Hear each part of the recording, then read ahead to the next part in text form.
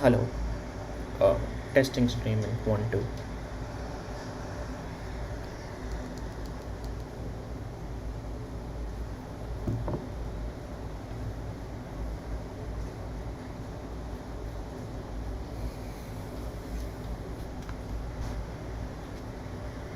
Hello, testing stream 1 2.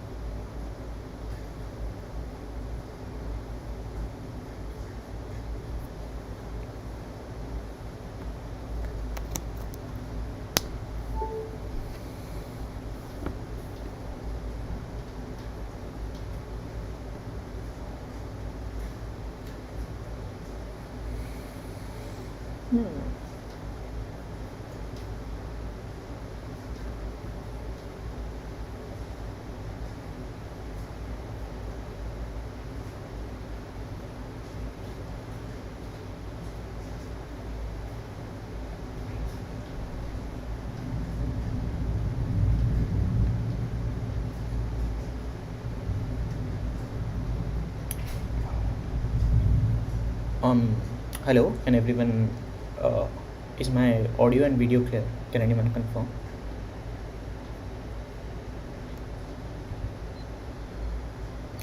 Testing.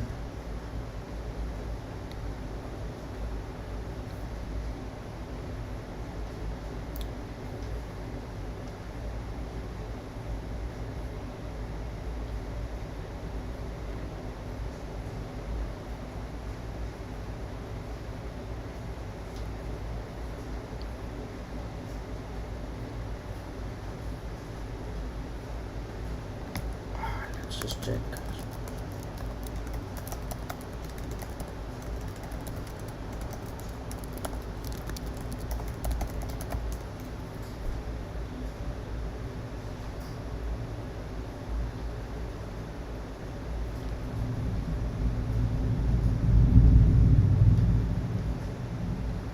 Okay, cool. And another thing is my screen sharing right now?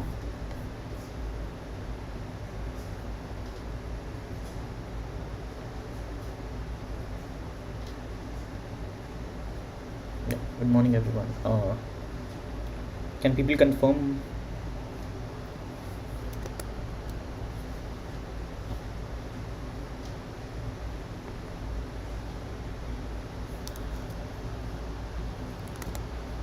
Cool. Yeah. So yesterday we worked with the IT team, technical team of an academy, and we got it to work. Yeah, it was a small glitch from my end.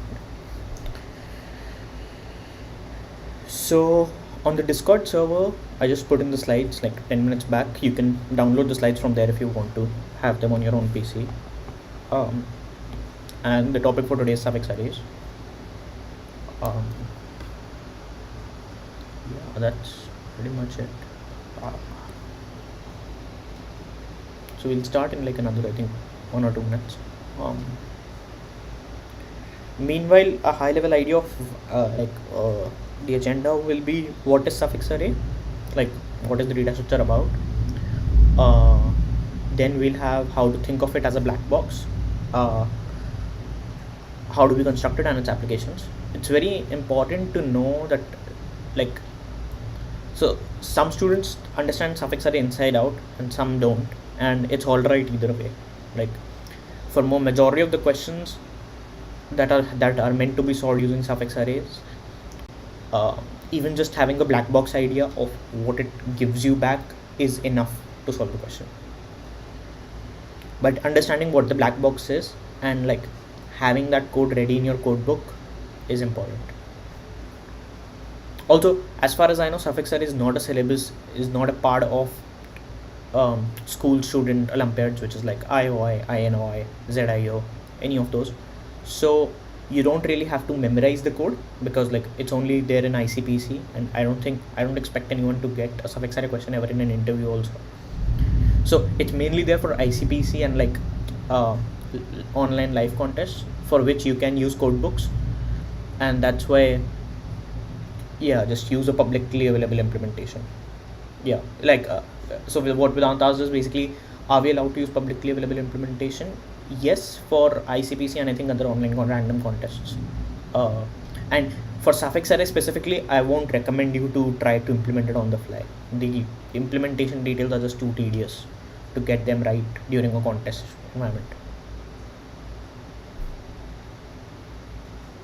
Okay, cool. So I think we can start. So suffix array is basically a data structure on strings, and the things that I referred to make these slides, the credit goes to CP Algorithms, which is a website for cool blogs, VisualAlgo, which is again another website for visualizations of different data structures, and then the other two are like, yeah, university notes of some universities. So moving on, what's the agenda for today?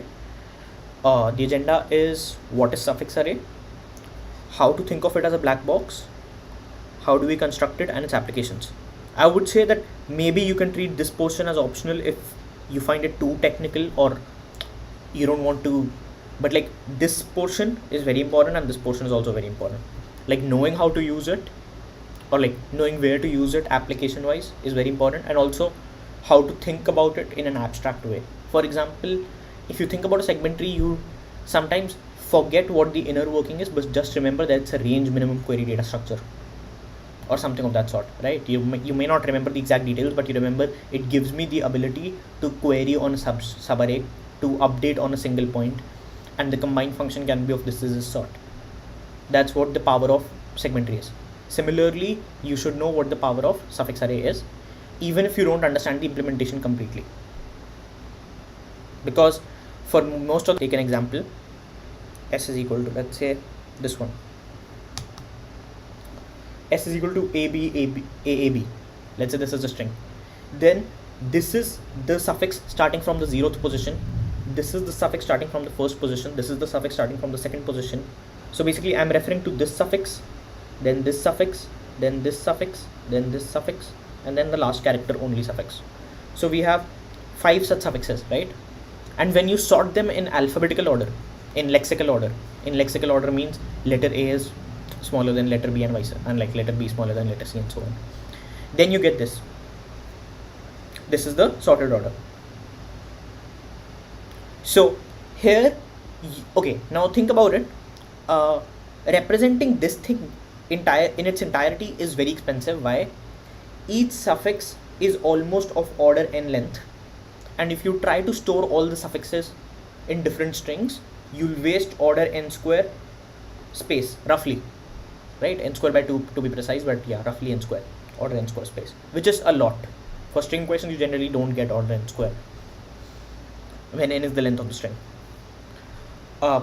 So you just store these indices, this array more precisely.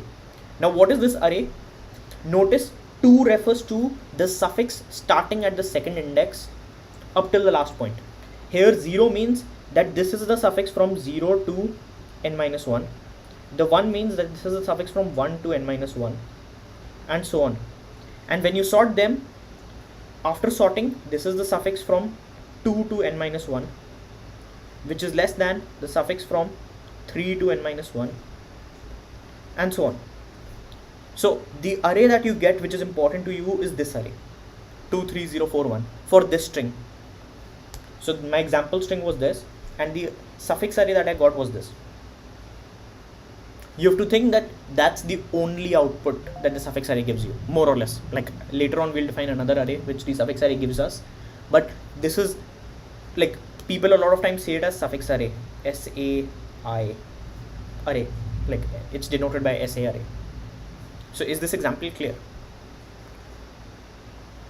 So note, I have defined here what this meant.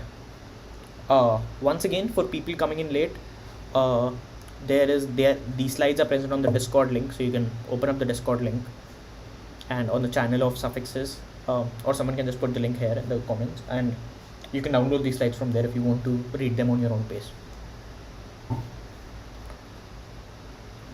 But yeah, so we said here a suffix array will contain integers. It does not contain suffixes. So that's one very big misconception that people have, that it will actually contain all the suffix strings. You can't contain all the suffix strings because it's too much memory.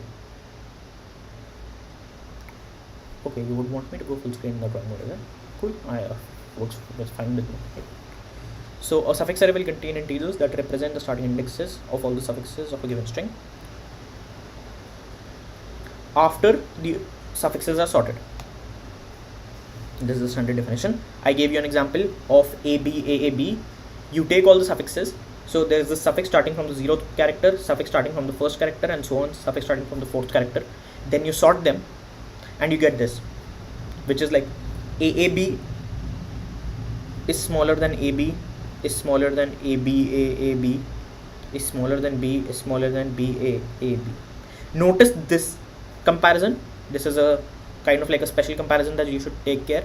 Here B is a prefix of BAAB, but since this is longer, that's why it came afterwards. That's how you define in lexicographic sense. If you have two strings and one of the strings is X and the other is X plus Y, then you say X is less than X plus Y. Just know that as a fact. And once you've sorted them, then instead of storing the actual suffixes, you store the indices from which the suffixes start. So this suffix starts from the 2nd position, this suffix starts from the 3rd position, and so on. So the order is important. This 23041 order is important.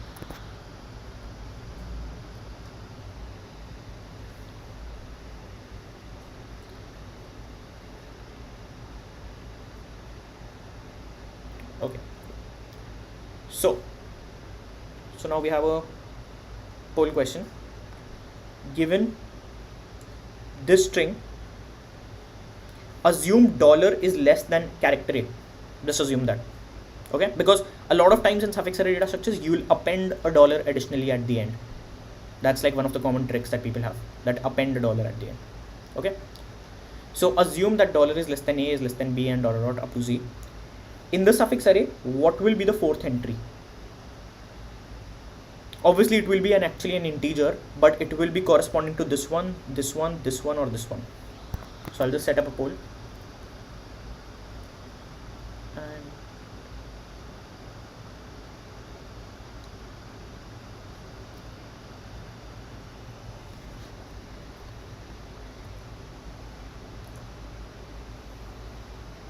A, B, C, D.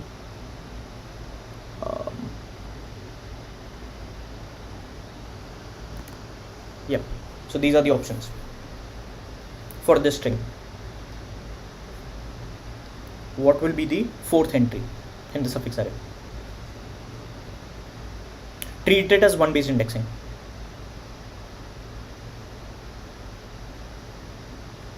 Yeah, treat it as 1 based indexing.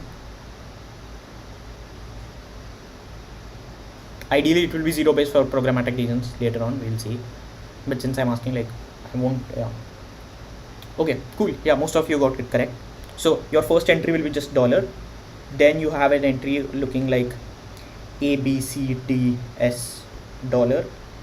This is your first entry. This is your second entry. Then your third entry will look like A, G, A, B, C, D, S, dollar. And your fourth entry will look like B, C, D, S, dollar. Because you can notice that letter B is like pretty small compared to letter G and C and T. And so it will come before them. Like the starting position will come before. Okay, cool. So I think everyone understands what a suffix array stands for. Now, how to think of it like a black box? This is very important, as I said earlier, because a lot of times you might forget eventually how the suffix array is constructed, and it's all right to forget it till the time you know how to use it as a black box correctly. So firstly, never try to code it from scratch in a context or timed environment. It's very painful and it's like unnecessary trouble, I would say. Always use book code. Like these are 2 book code examples that I could find easily on the internet, which I have personally used. You guys can try to refer to them or some other ones. One is an MIT ICPC team book code by some Red Code Forces programmer. I'm not sure who it is.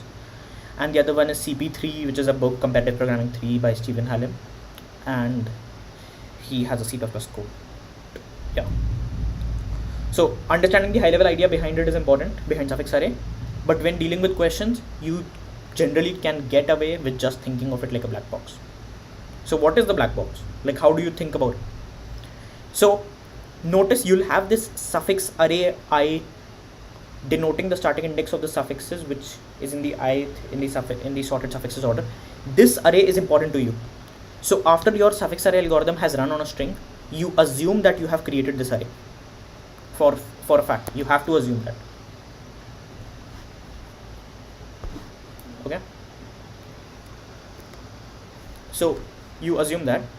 And the second thing is, knowing this, you can also create this rank array, which tries to denote where does the suffix of the form si to n go in the sorted order.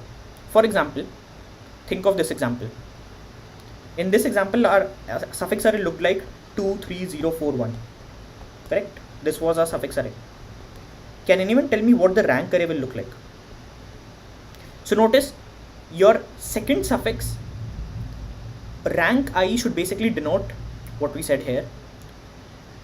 Where does the suffix I to n go to when you sort it? So where did the 0th suffix go to? Which position did it go to? It went to second position, right? Where did the first suffix go to? Like 1 to n suffix, that suffix go to? It went to the 4th position. Where did the second suffix go to? It went to the 0th position. Where did the third suffix go to? It went to the first position. Where did the fourth suffix go to? It went to the third position, and that's it. That's how you create your rank. So can everyone understand how from suffix array I created the rank array? I basically asked for each character, like for each suffix, where did it go in this array, in the suffix array? Yeah, just denoted by, I am denoting it by SA. Some people denote it by P array. Like, yeah, different codes have different variable naming for this. So creating rank is pretty simple. You can just run this kind of 3-line code somewhere in your implementation and get it. Mainly, like the main statement is, I would say, this one,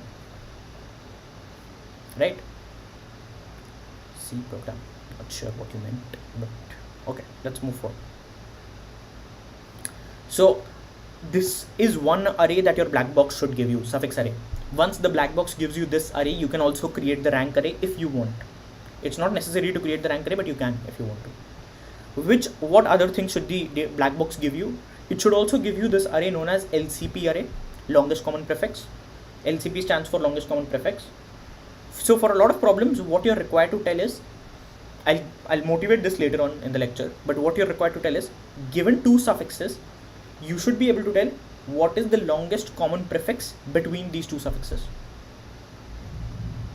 So let's take an example. Let's say the word is banana.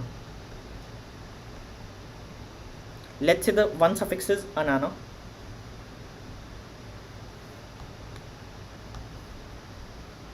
That we are considering. The other suffix that we are considering is ana.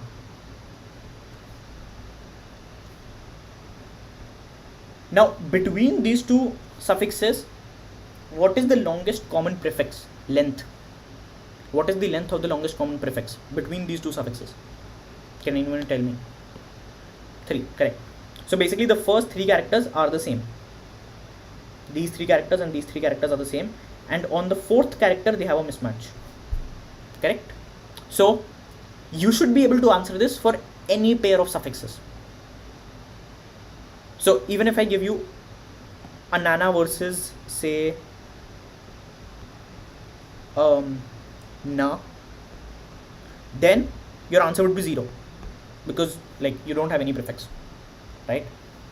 The first character itself mismatch. Like these two characters only mismatched, so you don't have any prefix. But for any pair of suffixes, you should be able to answer this, ideally. How do you do that? So you create this LCP array, longest common prefix array, which denotes the longest common prefix between SAI and SAI minus 1. Notice what was SAI? Ith suffix in sorted order, and SAI minus 1 is I minus 1th suffix in sorted order. That is the longest common prefix between the ith and I minus 1th suffix in sorted order. Correct? So for an example, let's say your string was banana dollar. So your suffixes in sorted order look like this, and this is how your suffix array look. This is basically your SA. So your LCP array will look like this. Why? Notice, what does this value denote? This denotes LCP of dollar comma a dollar. Right? This like this is 0th, this is 1st, this is 2nd, this is 3rd, this is 4th, this is 5th, and this is 6th. So it denotes basically LCP of the first guy with respect to the 0th guy. And the value is 0 because a dollar and dollar don't match at the first character itself. Make sense? What about this one? This is LCP of Anna dollar with respect to a dollar. And this you can see is 1 because the first character matches, this red matches, but the second character mismatches. And then you have this one which says LCP of Anana with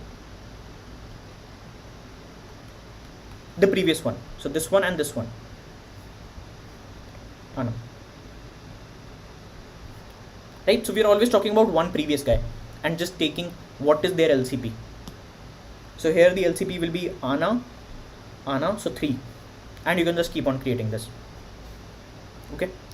So let's say you have this array. This array, the LCP array. Let's say you have this.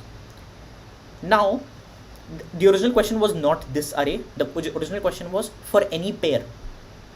Right? I was originally asking you that you should be able to do this for any pair. For any two suffixes. But we just got it for consecutive suffixes. That is, when they are in sorted order, if they are consecutive to one another, then what will their LCP be? But what about consecutive ones? Non-consecutive ones. That is, what will the LCP be between SAI and SAJ? So this is another poll question. Let's just label them as options A, B, C, D. Just look at the expressions.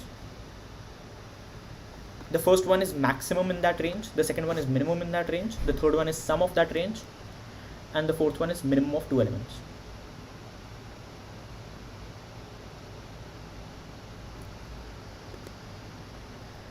Yeah. So you can try to think like which one do you think makes most logical sense?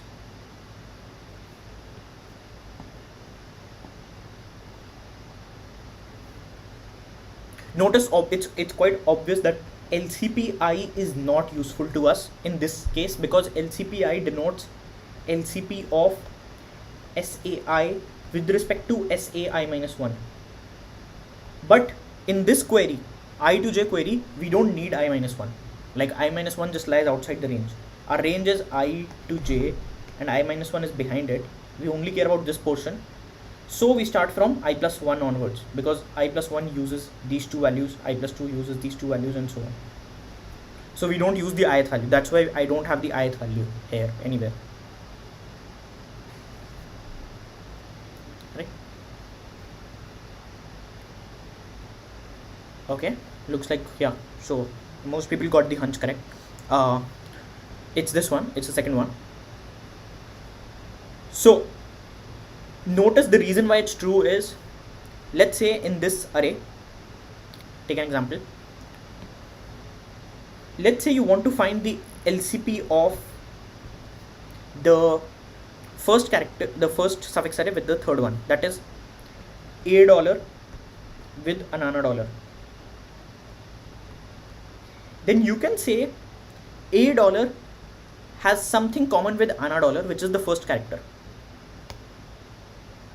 So this is common. And the Anna dollar and Anana dollar also have first 3 characters common. Right? So what's the minimum thing that's common up till now? The first character. So you can kind of, the first character can keep on going and it's common in all 3. That's why.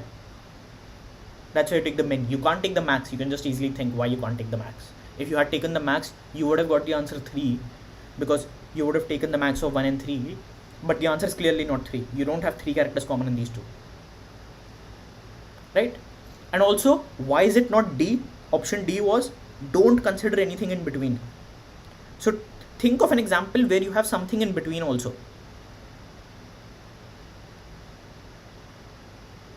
Right, just think of an example of something in between also, and then you'll realize that you need all the elements in between to hold for this line to go through, this purple line to go through the way it did. Any doubts here?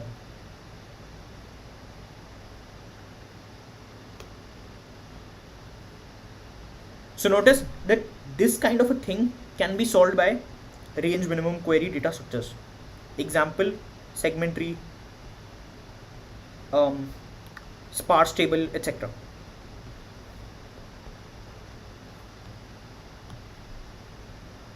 This doesn't update, so you can even use sparse tables if you want to. We won't go into the detail of how you can use both of these data structures, but you can, right, as a concept. So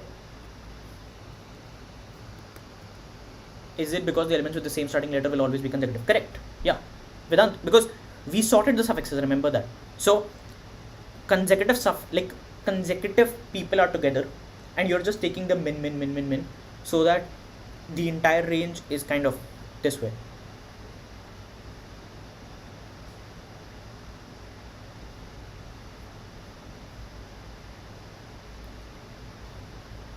Okay, I'll cover how you can. So that's the thing, right? I'm just explaining what the black box is right now. I'm just explaining what all things you should expect from a good suffix array algorithm.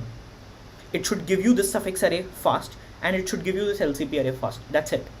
If you can get these two arrays fast somehow, the responsibility or the power of the algorithm is finished then it's more of your problem solving skill on how you can use these two arrays to your advantage in your question. That we'll cover later on, like the construction of basically suffix array data structure.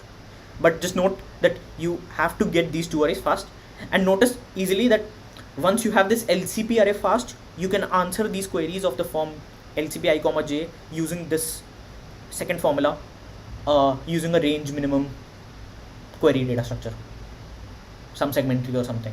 Just make a segment tree on the LCP array, and then you can query fast in log n. So this can be done in order log n, or maybe even order 1 if you want to go faster using sparse tables. Just ignore this one if you don't know. But I assume everyone has like some familiarity with segment trees. Okay, so the definition of black box was basically what all do we need. Like what I mean by black box is, if you don't understand how the algorithm works, let's say, then also you should know what all information I can get out of from it. So that information is basically this suffix array and this LCP array. If we can get these two things out of it, then we are done. We don't need the remaining, we don't need anything else from this data structure. For any given string, if we can get these two arrays, then that's the entire power of suffix array data structure. And we understand the definitions of these two things, right? Right now we don't understand how we calculate these things fast, but we understand the definitions.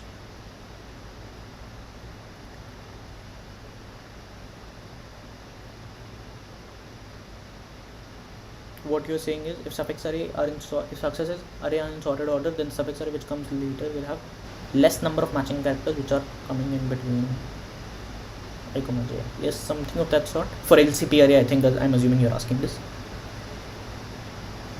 So anyways, I hope everyone understands this LCP formula, the minimum thing. That why are we taking min not max, and why not sum or something else. Cool. So what is the black box? These two arrays basically, the suffix array and the LCP array. Just knowing that you can get these two arrays fast more or less helps you solve most of the questions related to suffix arrays. You most often than not don't need to know how the thing works actually. How do you construct the suffix array? Just how do you get these two arrays is more important for most of the questions. I won't generalize it to say for every question this thing works. Okay, and you should be able to get it fast in order n log n or order n log square n, where n is the length of the string. So if s was your string, then length of the string should be n. Then you should be able to do it in this much time, n log n or n log square n time. ideally. So the latter part of this lecture is how do we construct it fast, right? So this is kind of like tedious. Maybe you don't understand the thing entirely. I won't, like, you try your best to understand this. Even if you don't be disheartened that much, because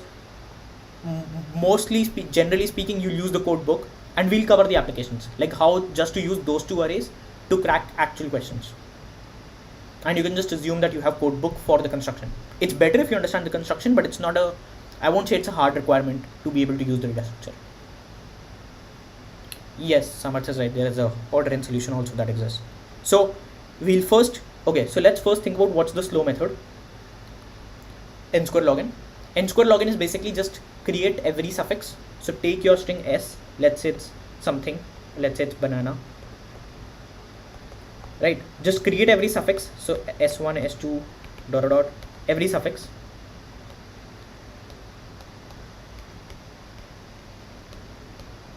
Manually, just create all of them, and then just sort all of these manually. The most brute force solution you can think of. How many suffixes do you have? You have order n suffixes, and each suffix is of length order n.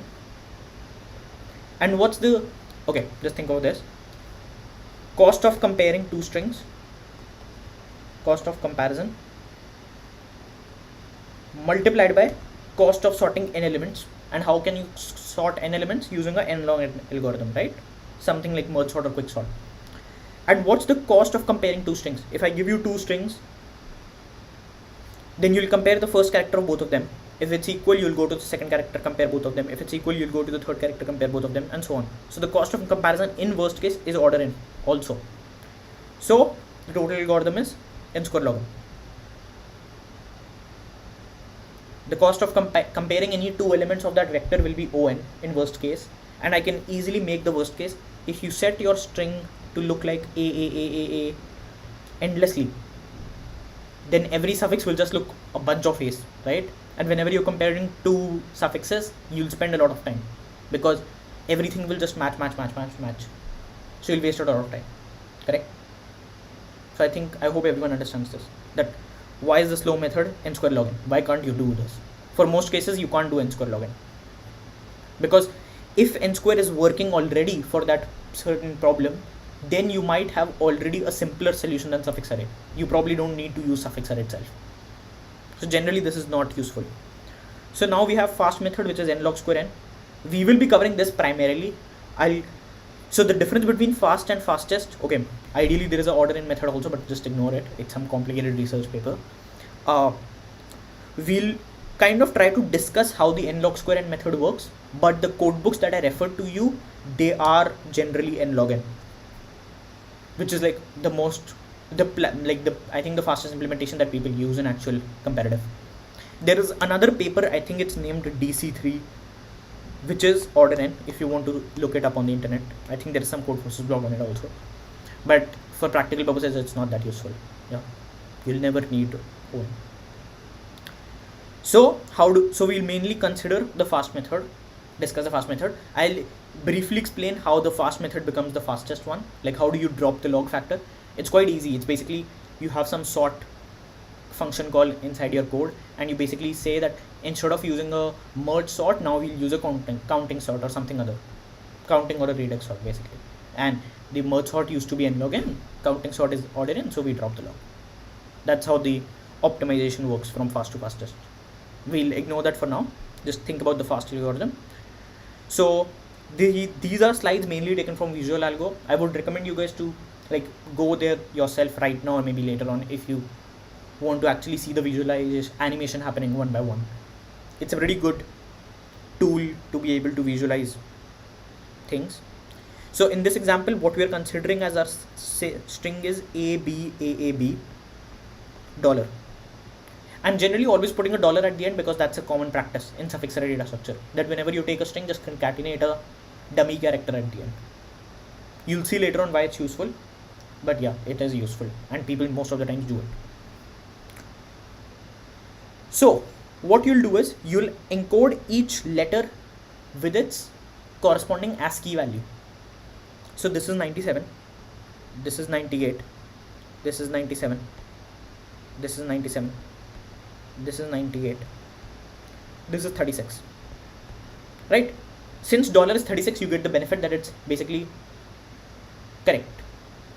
Dollar is, it's kind of like if you're trying to concatenate multiple strings and do a suffix array data structure for all of them, then you want some dummy characters in between to denote that they are from different parts.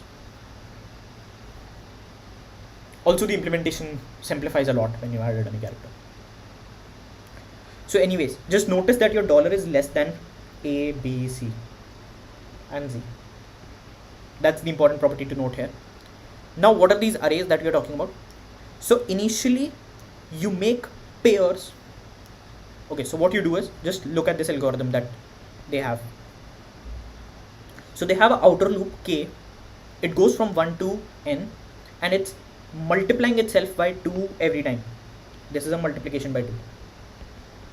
It's a bit shift operation, but just ignore the bit shift. It's just a multiplication by 2.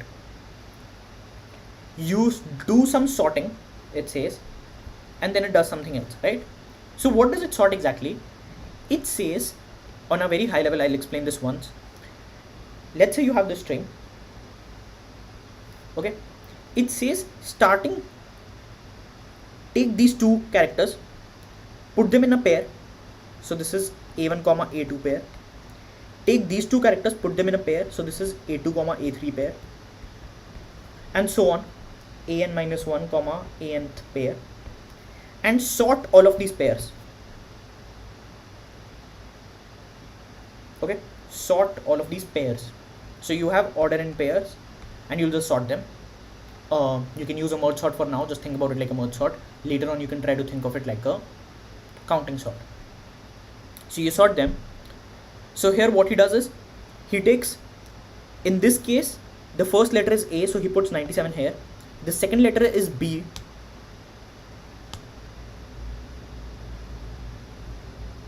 Yep. So the first letter is A, so we put 97. The second letter is B, so we put 98. Okay. The first letter is B, so we put 98. The second letter is A, so we put 97. The first letter is A, so we put 97. The second letter is B, so we put, the second letter is also A, so we put 97 again. A, B, 97, 98. B dollar, 98, 36. Dollar, 36, 0. 0 because there is nothing else. There is nothing here, right? So that's why 0. Once you've put all of them, sort them. So you're sorting the pairs. So originally, actually, you created this thing, which was 97, 98 pair. Right, so you have all these pairs, 97, 98, 98, 97, 97, 97, 97, 98, 98, 36, 36, 0. Just sort all of them. What will you get? After sorting them, it will look like this, right? The 36, 0 will go to the top, followed by 97, 97, followed by 97, 98, followed by another 97, 98, then 98, 36, then 98, 97. Ignore the values, just think about like you're sorting all these pairs in ascending order, and that's like reasonably fast. You can do it in order n or order n log n. N log n is pretty straightforward. You just put them in pairs and sort this vector. Order n is also possible if you do radix sort. We won't cover that, but that's the idea. Now once you've sorted them, notice at the top which thing came out. Dollar came out at the top, followed by AAB dollar, followed by AB A dollar, whatever. Now you'll compress these pairs into new values. Okay, you'll compress these pairs into new values.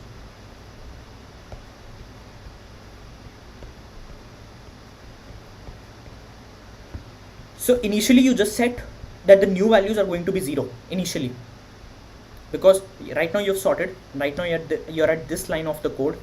Now you'll do this portion. Okay, so for this portion, what you do is, if ranking pair is different, if these are, yeah, okay.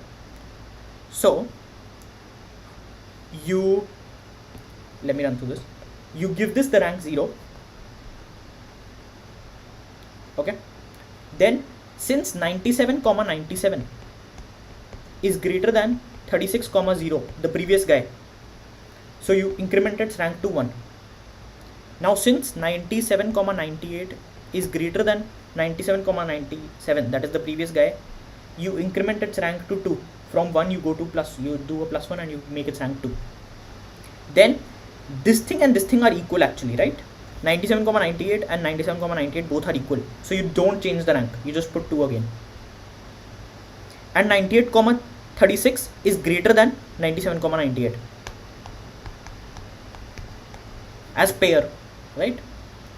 So you increment the rank again by +1 and you get 3 here. And then 98,97 is also bigger. Do people understand easily what bigger means for pairs? If you have a pair A, B and C, D, when I say that A, B is bigger than C, D, I mean either A is bigger than C or A is equal to C and B is bigger than D, right? So now since 98,97 is bigger than 98,36, you change the rank and set it 4 here. So that's how he creates this array. So what's the idea? The idea is kind of like compressing information. So you had this original string. I'll try to create a more generic example. And let's say you knew si plus 2 to the power k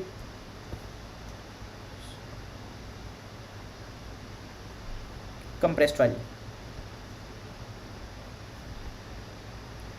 Okay, let's say you knew this, that starting from a certain position, ith position, if I go 2 to the power k steps afterwards, the entire substring that I form, basically this substring, let me write it clearly, si to I plus 2 to the power k minus 1, this substring that I form, this substring's compressed value as a single integer, I will define like these are basically the integers compressed value that we are trying to create somehow. What is it? Okay, so one property that you want is, let's denote the compressed value of this thing by the array C, by the function C. Okay, compressed value. What property you want is, if si to I plus 2 to the power k minus 1 is less than sj to j plus 2 to the power k minus 1, let's say this holds, that is this substring is lexicographically smaller than this substring, then the compressed value of si to I plus 2 to the power k minus 1 should be less than the compressed value of sj j plus 2 to the power k minus 1. This is slightly hard to write, but yeah, this should hold. That's what you want as a property in your compressed things.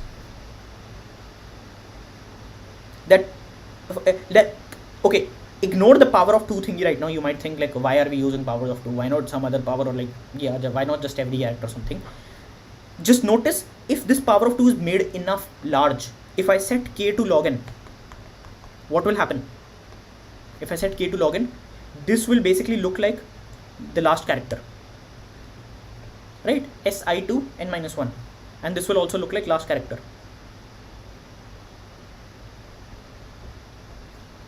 This will also look like last character, because I can't exceed the string obviously, so I can't overflow, like I can't go beyond the string. And this will also look like last character. Now notice the pattern, what I'm trying to do here. If I do the last character thing, how is it related to our data structure? How is this thing related to our data structure? This is a suffix, and if it's smaller than this suffix, then the compressed value of this suffix should be smaller than the compressed value of this suffix. So if we can get this kind of a compressed array out of for every suffix, then we are done, right? So what I'm saying is that the compressed values, that the compressed values should have this special property, that is suffix starting from I to n minus 1, suffix starting from I, if this suffix is less than this suffix lexicographically, then the compressed value of this suffix should be smaller than the compressed value of this suffix. If we can create this compressed value array, then we are done. Like, we got the suffix array data structure. We got the SA array that we were talking about earlier. We'll still have to create the LCP array, that's another thing, but we'll get the SA array. The first aim of our problem is to create the SA array. So the way you create it is, you ideally want n-1s everywhere.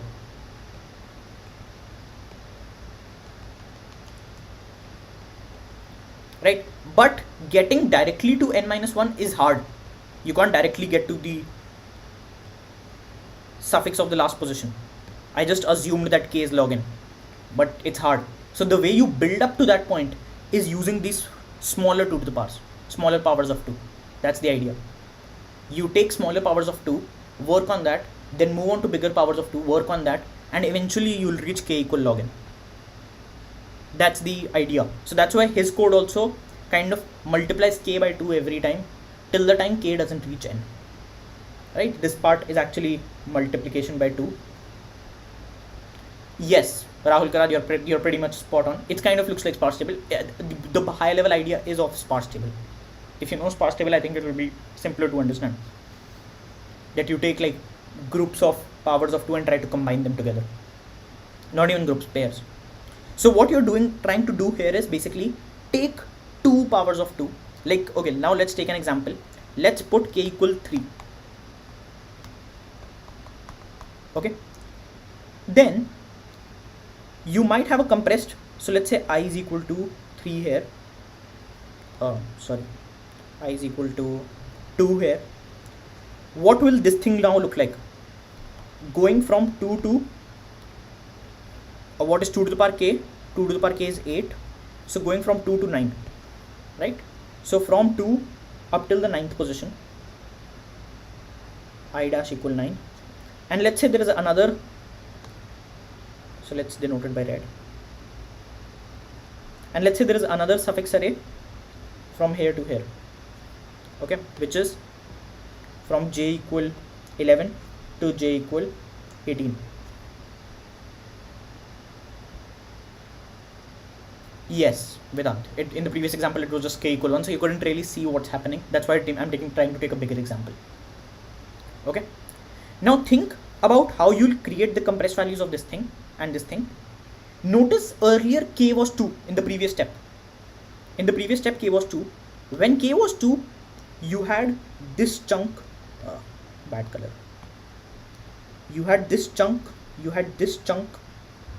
This chunk is basically 2 to 2 plus 3, 2 plus 4, 6, 5. 2 to 5, and this chunk is basically 5 to 9. Okay, then you had this chunk. Okay, it's 2:12. Let's take a 3-minute break or a 5-minute break. Yeah, let's take a 3-minute break. Yeah. Sorry to be so abrupt about this, but yeah, let's take a 3-minute break because, and you can try to go through the slides, or yeah, just get water or something. I will have to drink water.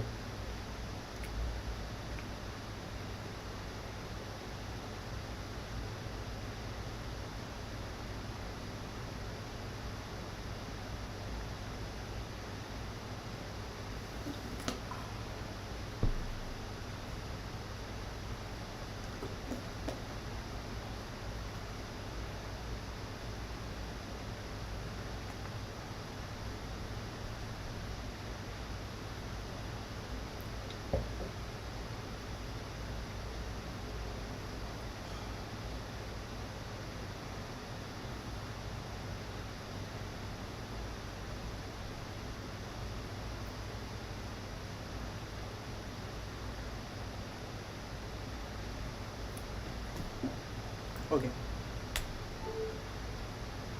Yep. So my tablet just died a bit. I think it should be good to go now.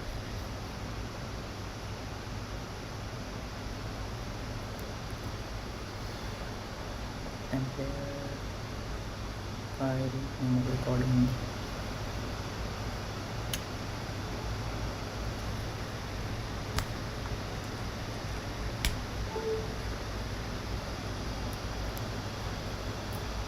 Cool.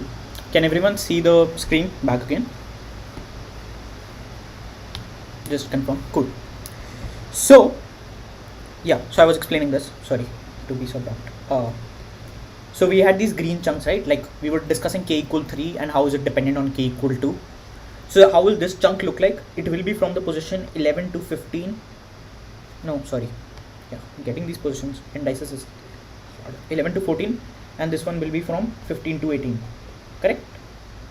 Now let's say you knew the value of these compressed portions, of the green portions. Let's say you knew the values. Let's say this portion had value 32, or let's say 30. This portion had value 51. Let's say, just randomly putting values. This portion had value 29. This portion had value 64. Can you tell me in the bigger portions, in the red portions, which one will be smaller and which one will be larger? Lexicographically. I told you the compressed value of this green portion, which is 30 from 2 to 5. I told you the compressed value of this green portion 5 to 9, 51, of 11 to 14 being 29, of 15 to 18 being 64. Now out of these two big red components, which one will be lexicographically smaller? The left one or the right one?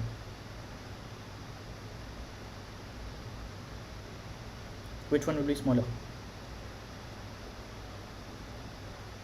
Correct, the right one. So you'll have this, basically the string from j to j plus 8 minus 1 will be smaller than the string from I to I plus 8 minus 1. In this case, the reason being that when you compared these two strings, you found that this thing is smaller. So think about the order and slow method of comparison. You'll compare the first character, you'll compare the second character, so on. You know for a fact that this green chunk and this green chunk, you know for a fact that this 29 one is smaller lexicographically. So it will definitely break, the code will break, the comparison will break, and the right guy will be smaller. Had this value of 29 instead been 30, then it would have reversed. Then it would have been the other way around. Because both the things are actually the same after compression. Both the things look the same. So even before compression, they were the same. They were the same strings. So this string would have been equal to this string. And now your responsibility would have been to compare these two green strings. Just let me erase a few things so that it's more clear. Yeah, now your responsibility would have been to compare these two green strings, and you know for a fact that the 51 one is smaller than the 64 one. Lexicographically, value wise it is. Like numerically we can see 51 is smaller than 64, but why did we put the value 51 there?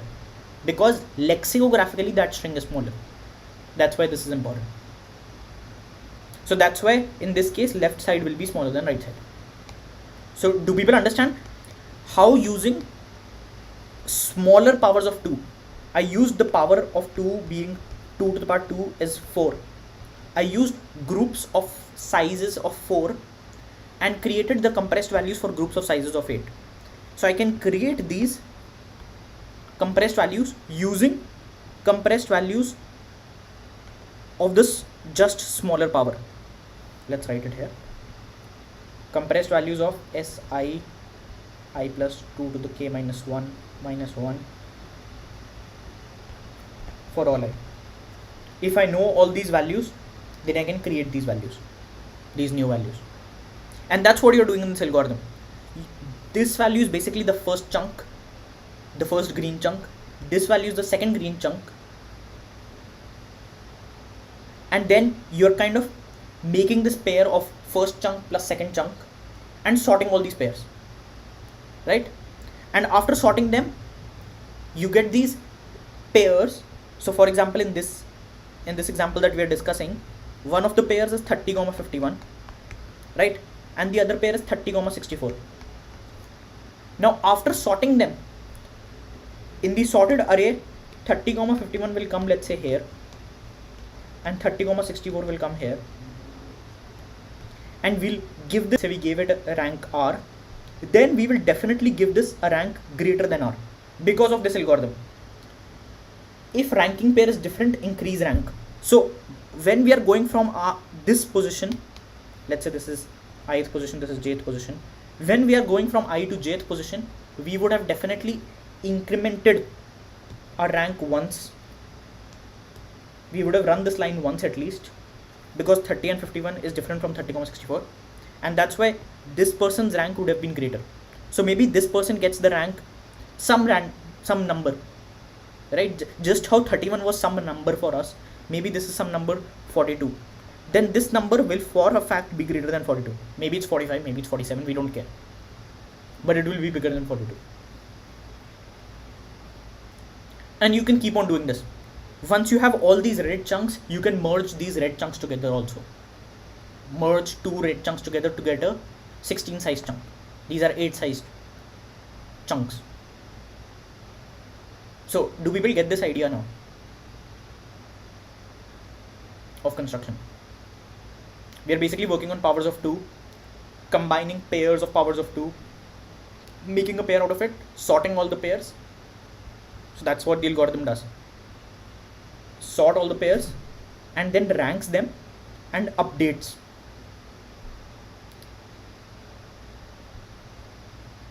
Cool. In case people have doubts, like, please go ahead. So what's the last step of the algorithm? Once you've created this ranking, you have to sort based on the ranking pairs. So you got this 0, 1, 2, 2, 3, 4. Okay, sorry, you got the 0, 1, 1, 0, 1, 2, 2, 3, 4 here, right? Now you put them here and you update these values to the next chunk size. So now dollar will just get 0, 0. This, just ignore this one for now. What about AAB dollar? AAB dollar is now one chunk of this AA and another chunk of B dollar, correct? And what is the value of AA? We just now calculated the value of AA.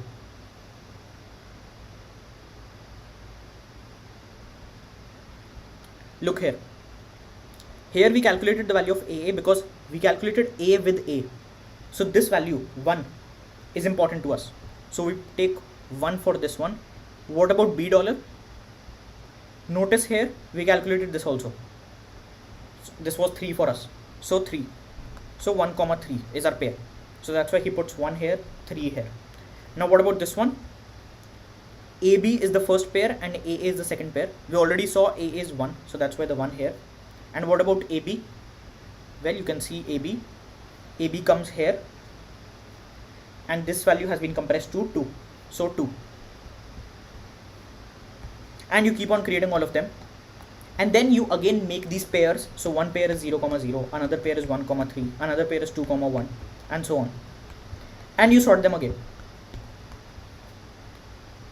Right? So one pair is 0, 0, another is 1, 3, another is 2, 1, 2, 0, 3, 0, 4, 2. Notice when you'll sort, you'll swap these two. Nothing else pretty much changes in this example. In other examples, you can have a lot of changes, but in this example, only these two get swapped. So that's why in this example, these two got swapped. So now 2, 0 comes here and 2, 1 comes here.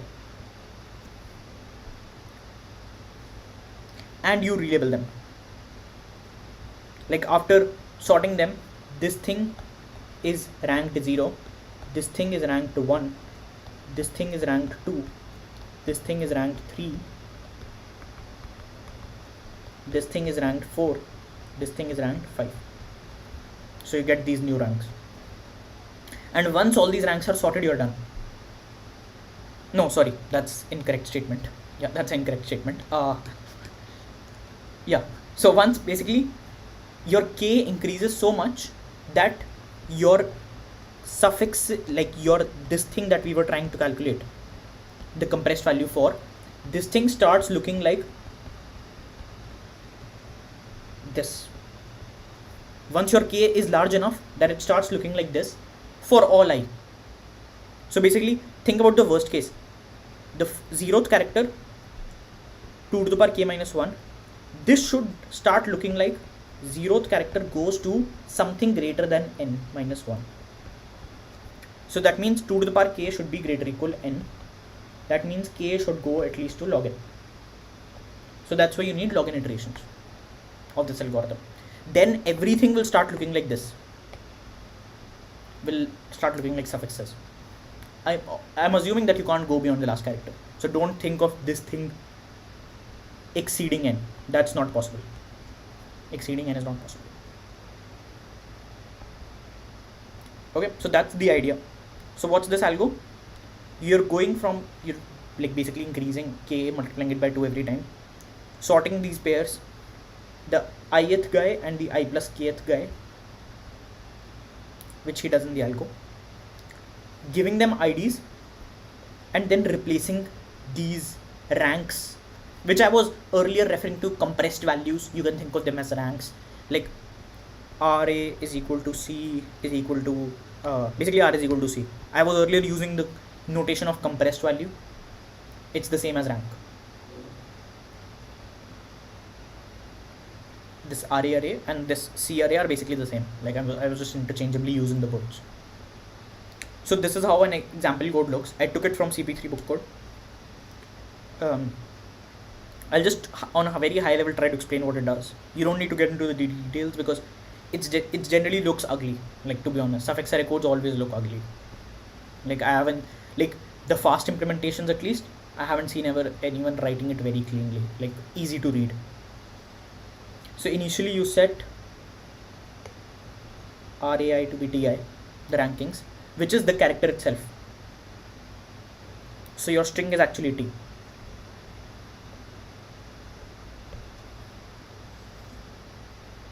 Then you're moving in your K. This is just K into equal to. You do ignore these two counting sorts. Just think of it like sorting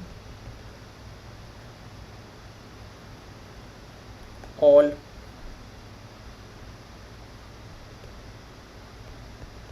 array. Okay, just sorting all the entire array. You can look up on the code in the GitHub library or any player else if you want to actually look how the counting sort works and everything. Even if you do normal merge sort, then also your complexity will be n log square n. It won't be that terrible. It will still pass for most of the problems. Then you create a temporary new array. You set the zeros guy to be R. So you're starting to rank now. You've done the sorting step. Here, look at the pseudocode, what it does. It does the sorting step, then it does the ranking, and then it does the updation. You've done the sorting step, now you need to do ranking. So ranking is not that hard to understand. You set the first value to be 0. This is basically 0 because R is 0 here. Then you go on. If this pair, no, sorry. So, okay, I'm hoping everyone knows what ternary operators are in C++. Ternary operator is basically something like this. You have expression colon statement 1, question mark statement 1 colon statement 2. Let's say x is equal to this thing. X is equal to expression colon mark expression question mark statement 1 colon statement 2. What it means is, if expression is true, is 1, then x will be statement 1. Otherwise, x will be statement 2. So basically this expression, if it's true, then you use this value. If it's false, then you use this value. That's what a ternary operator is. So just to keep the code concise, they did this. You can use it. You can write a if else also. It doesn't matter. So if the pair's first element are the same and the pair's second element are also the same with respect to the previous one, then you don't do anything. Otherwise you do increment. What it means is, let me give you an example. Let's say your pairs look like this: 32, 50, 70, 62, 50, these are sorted. So 72, 63, 72 comma 63, 80 comma 40. This will get rank 0. This will get rank 1. Why? Because this element is different from this element. So you just put rank 1. This element will get rank 2, an incremented value, because 72 is different from 70. What about this element? This element will again get rank 2 because this pair is the same as this pair. That's what he's doing here. This first entry of both the things, right? So he's comparing 72 with 72, and second entry of both the things. So he is comparing 63 with 63. Since they both are same, he is using R. So he used just rank equal to here. He didn't use the other one. And then here again rank will increment by 1 because 80 comma 40 is different from 72 comma 63. These two are unequal. So you increment the rank. And that's it. Then you just set your RA to be this thing, temp RA. Ignore this line if you want to. It's just a optimization to constant factor optimization, just like an early break condition. Even if you don't have it, your code will still work. And yeah, that's pretty much it. Eventually you'll have your suffix array.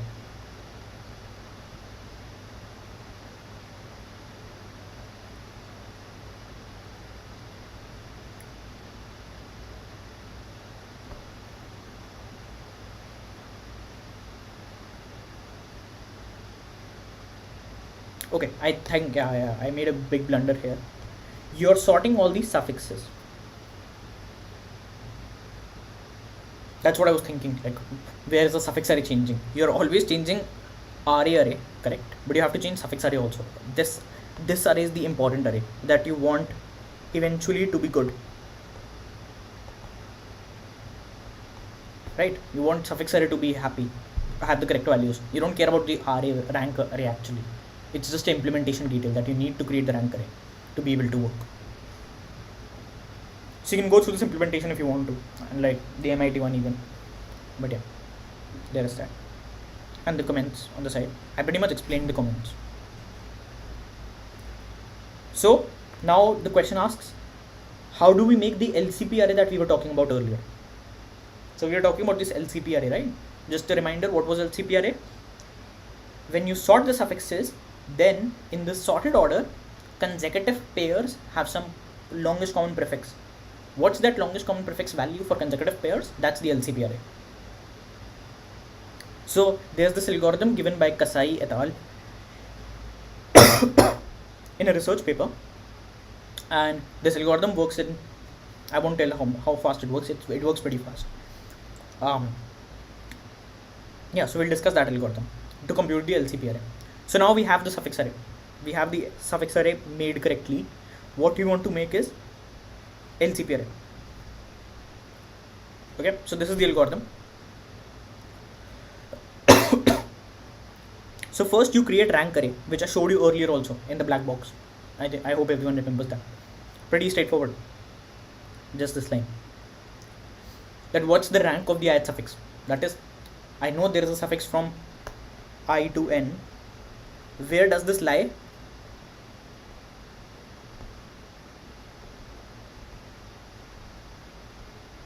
In SA.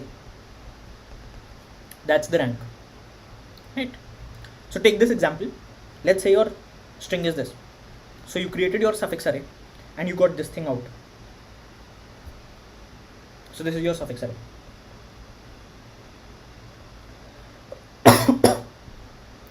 Okay.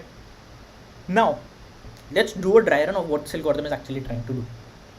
So what this algorithm does is basically ignore these three lines. We just have a rank array also at the side. This is our suffix array. We also have a rank array. That's what these three lines did. Made the rank array for us. Now we iterate I from 0 to n. If the rank of any element is 0, then we skip it. But if it's non-zero, then we try to do it. What does this mean? That if the element is the first element, that's why its rank is 0, right? It's the first element in the suffix array, then we skip it. Otherwise, we try to do computations on it. So what we take is, we take k to be the rank of the previous guy. Okay, in this example, what will k be?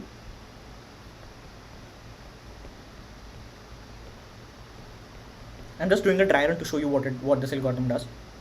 So your k will be SA rank 0 minus 1. What is rank 0 in this case?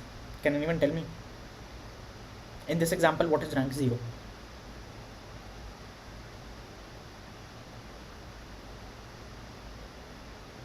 It's 3. Why is it 3? Because the third entry is the entire string, right? And when we are talking about rank 0, we are basically saying the suffix starting at the 0th position. So the entire thing, 0 to n, the entire thing, that entire suffix, where does this lie? Where does the suffix lie? In the original, in the sorted suffixes. So it lies at the third position. So the rank of 0 is 3. We subtract 1, so we get 2. So suffix array 2. So that means the previous guy.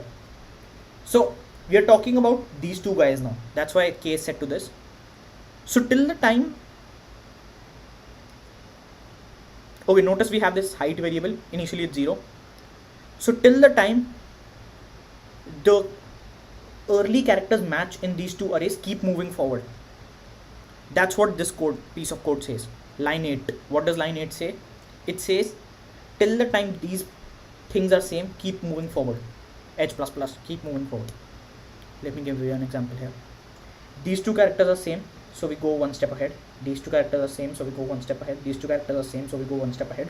And here we get two different characters, A and B mismatch, right? Notice I was referring to this thing basically. This was I and this was K.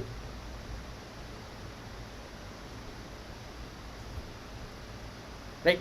So after doing these increments, what's the value of H? H becomes 3 because it's incremented thrice, right? 3 matches you got, and then you set LCP of 0, LCP of rank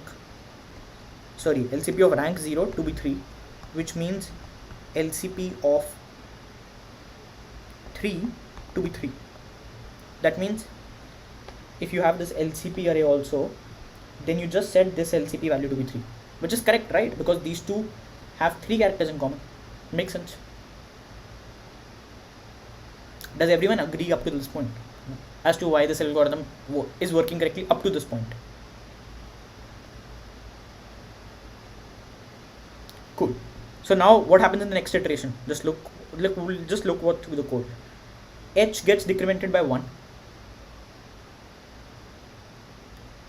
When H got decremented by 1, H dropped from 3 to 2. Okay, the idea behind this drop is very important, which people should understand. I don't think other details matter in this. I'll go that much. The reason you drop it is, so right now you computed the value, the suffix, the LCP for this guy. What you are trying to do now is chop off the leftmost character. That's what you're trying to do now. Chop off the leftmost character. When you chop off the leftmost character, you still get a suffix, right? This suffix Baba, and Baba is actually present here. Your height was 3, that means the first 3 characters were matching, but since you chopped off the first character, only the first 2 characters are matching right now with respect to the previous guy. That's the idea. You're chopping off the leftmost character each time, so you're basically taking the largest suffix. From the left endpoint, just keep on chopping off one character, and eventually you'll be left with just the dollar. They don't have the dollar in this example, but ideally you'll just be left with the dollar. Okay, so that's why you do this minus. And obviously if H is 0, that means there was no match. Let's say this character was something else, not A, and this was A. Then you, even if you chop, like already the LCP was 0, the longest common prefix was 0. Even if you chop out the first character and go here, your LCP can't decrease to -1. Okay, so now you go back to your loop, and I is 1 now. What happens? So rank of 1 is checked. What is rank of 1? Can anyone tell me? In this example, what's the rank of 1? 5, correct. I just want to know, like, like you should be clear with what the variables mean. That's, I think, hard to keep track of in this kind of an algorithm because there are so many variables, right? So rank of 1 is 5 because starting from the first position, the suffix, which is this suffix baba, where is it present in the suffix array? It's present at the last position, which is the 5th position. So rank of 1 is 5. So what will your k be? Your k will be suffix array of 4, which is this value. So it's 3 or whatever. You don't care about the value, to be honest. Now till the time, similar to what you did here, you will compare these two guys. Si is basically this guy, sk is basically this guy. You'll compare these two guys till the time they match. But notice, you are using the h from the previous computation. Your h is already 2 right now. That's the benefit that you're getting. Your h is already 2 right now. So you're saying that I know for a fact the first 2 characters match. I know that. Let's start from the 3rd character onwards. So you check the 3rd characters, they mismatch. Okay, fine. So because they mismatch, your while loop didn't run actually. You just set the LCP to be 2. So you set the LCP to be 2 here because you were checking these 2 guys with respect to Baba. Okay, and then you decrement h by another value. So h now becomes 1. And now again, same idea. Chop off the leftmost character. When you chop off this, you're left with $. $$ goes here. And your h is still 1. And you can do this again. So, you chop off the leftmost character. You check for this I equal to. Your rank 2 is basically what? This position, right? Which is 2. So your k is suffix array of 1, which is this guy. So now you're computing between these 2 guys. I hope I'm not going that fast. People are understanding what's happening. You're computing between these 2 guys, and since your h is 1 already, your h is 1. So you're saying I know for a fact that the first characters match. Now let's start from the second character. I want to see whether the second characters match or not. So you see the second characters don't match. This is just a bad example where they don't match. Otherwise you can have examples where they start matching also afterwards. In this example, it's just coincidentally happening that they're not matching. Like this A and B differ, but it's possible that they match. So since they did not match, you know that your LCP value here is 1. You can decrement it by another value. H goes 0 because you're chopping off the leftmost character. You're left with $, this portion. So you go to same idea as before. Where is $, present in the suffix array? Here, which will be calculated using rank I in the next iteration. What's your k? The previous value. So this guy. So these 2 guys together make your thing.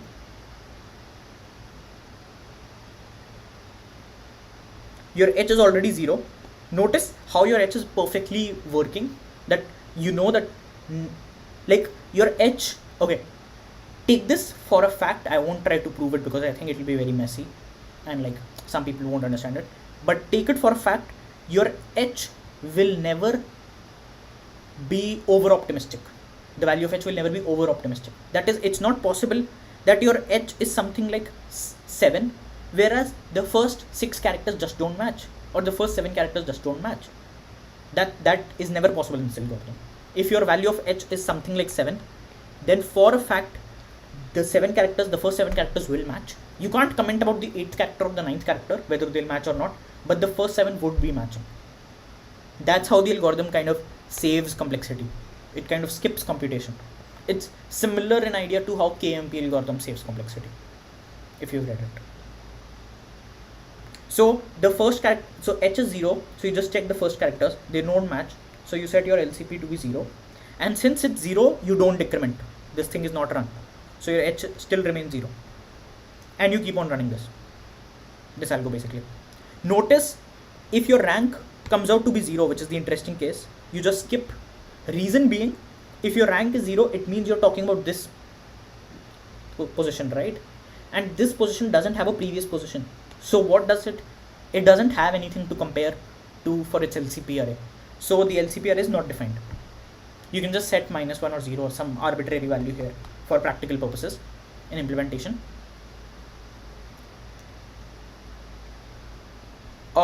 You can just add another line here saying I plus h less than n and k plus h less than n. This won't ever actually happen what you asked, Vedant, because notice your string ends with a dollar. Your string looks like s1 s2 dollar. So if you're comparing one suffix with another suffix, when you're at this position, the dollar, in the first suffix you'll be at some position which is not dollar, so they'll definitely mismatch. Do you get this? This I plus h will definitely mismatch s j plus h when j plus h is equal to n, because sn equals dollar and this thing won't be a dollar, right? Because dollar is only one. There is only $1 in the string, so you don't need to worry. Otherwise you can add those if conditions if you want, but yeah. Okay, so this is now a poll question. How many times did we decrease n in the above algorithm?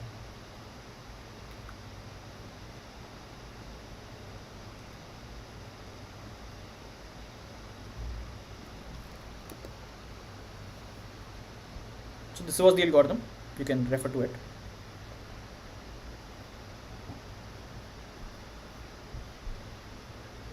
So at least n square times, at least n log n times, at most n times, at most n by 2 times.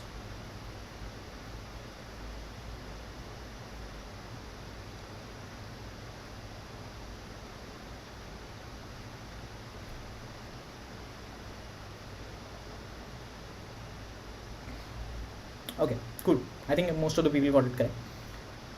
It is at most n times. Reason being, your loop is running n times, and each time you're just running this condition once at most. Maybe this condition is run, maybe it's not run, but anyways, it's decreased at most n times. So if we decrease h at most n times and it still remains positive, right? Because if it's 0, we don't decrease it, we don't make it negative. And in our code we have this line LCP rank equal h. So whenever we are computing the values of LCP, what's happening? Let's say this was our suffix array. We computed this value of LCP to be something x1. Then we computed some other value of LCP. This is our LCP array to be x2. Then we computed some other value, maybe this one, to be x3, and so on. We keep on doing this, and basically these are our movements of h. Our h was 0 initially, then it became LCP1, then it became LCP2, sorry, x1, x2, x3, so on, right? But it always remained less than equal n. Why did it always remain less than equal n? Why am I saying that it always remained less than equal n? Reason is that I know LCP value will always be less than equal n. If I take two strings in my suffix array, any two strings, and I try to calculate the LCP, how big can the value of LCP be? How big can the longest common prefix be? It can be of value at most n, right? Because n is the length of the entire string. So even when it's increased, it's only increased up to n. It never exceeds n. It never goes to n plus 5 or n plus 10 or 2n. No, it always, h variable always remains. What happens with h variable, if you think about it from a timeline perspective, it increases, then decreases by 1. Then increases, then decreases by 1. Then increases, then decreases by 1. Maybe it doesn't increase, then decrease by 1, decrease by 1, increase, decrease by 1, right? And at all times it's less than equal n. So how much can the value of h change actually? Only 2n. Only 2n times it can change. Because every time it's being decreased by 1 and it's only reaching the positive value of plus n at any point. It can't exceed n. We know that for a fact. So the number of changes that we are getting to the value h is at most n. Order n. At most, sorry, 2n being constant, and at most order n. Do people get this? Why is the value of h just moving order n times? Because it's upper bounded by n and you're decreasing in each step by 1 only. You're not decreasing it by 2 or 5 or 10, if you were able to decrease it by drastic differences, let's say you were able to decrease it by n by 2 in a single step, then you could do increase, waste a lot of operations, then decrease in a single step by n by 2, then increase in a lot of operations, then decrease by n by 2, and keep on doing this, and you'll reach n square. But in our case, we can only decrease by one step at most. That also at most, like maybe we don't decrease it, maybe we can't decrease it because it's already 0, otherwise maybe we are allowed to decrease it, but anyways we are only allowed to decrease it by at most 1. So the total negative contribution we can give it is minus n, because our loop is I is going from 0 to n, so our loop is total order n, so we can only decrease it by at most minus n, and it stays within the range 0 to n. So how many increments did it get? At most 2n. It couldn't have got 3n increments or 4n increments or something. The h++ statement couldn't have run more than 2n times. If it had run more than 2n times, let's say it had run 10n times, then our h minus minus statement only ran n times, so the net value would have been 9n at some point. But that's not possible, because the LCP array is getting that value, and we know the LCP array can't get a value bigger than n. That's the idea of why this algorithm is order n. Right? So with this we move to applications. We are done with the construction and we are done with the black boxing. Now the only thing left is applications. So let's take a break for 5 minutes. You can think about the black box in your mind. Don't need to think about the construction that much, I would recommend, because in the applications you'll see I don't use the construction at all.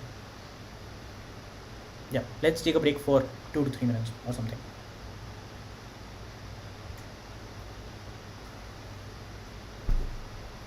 I'll try to answer the doubts of feedback.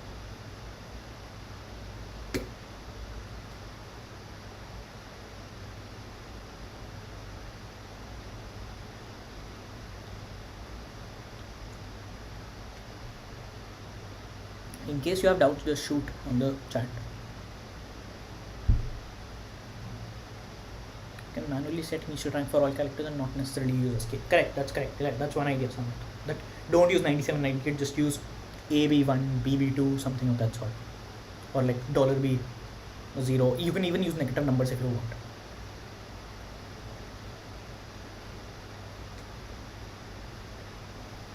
Yeah.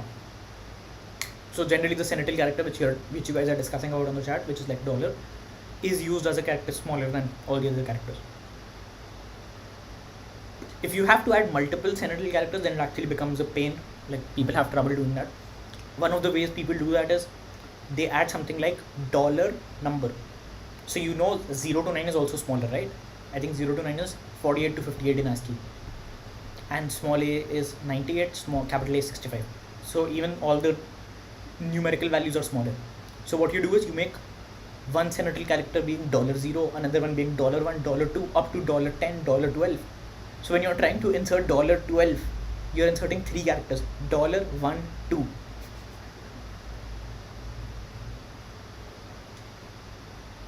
Because you run out of senatorial characters. If you're trying to concatenate a lot of strings, let's say 1000 strings together, and then give it to your suffix array data structure, then you need to have 1000 different senatorial characters. Sometimes you need that, 1000 different senatorial characters.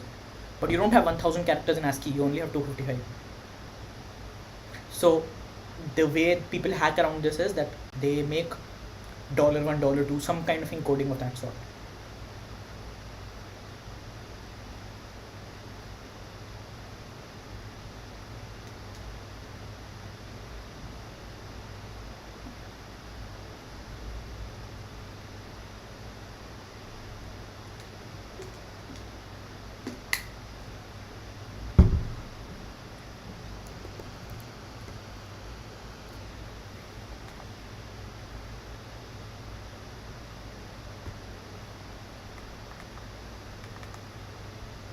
Okay, I think we can start back.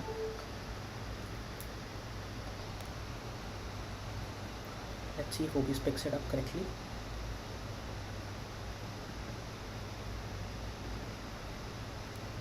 OBS looks good. And let's start again. Okay, now it looks fine. Yep. array of integers, then it becomes easy. You're correct, Nishank, but sometimes in the complexity, I'm not sure, alphabet size sometimes also plays a part in the complexity. So sometimes you'll get like times 26 or times 1000 somewhere in your complexity. But otherwise, yeah, he's probably right there. Just make it a integers thing if you want to do that. Sometimes the alphabet size is part of the complexity, then it actually matters. That you can't have like 1000 different alphabets or 1000 different integers.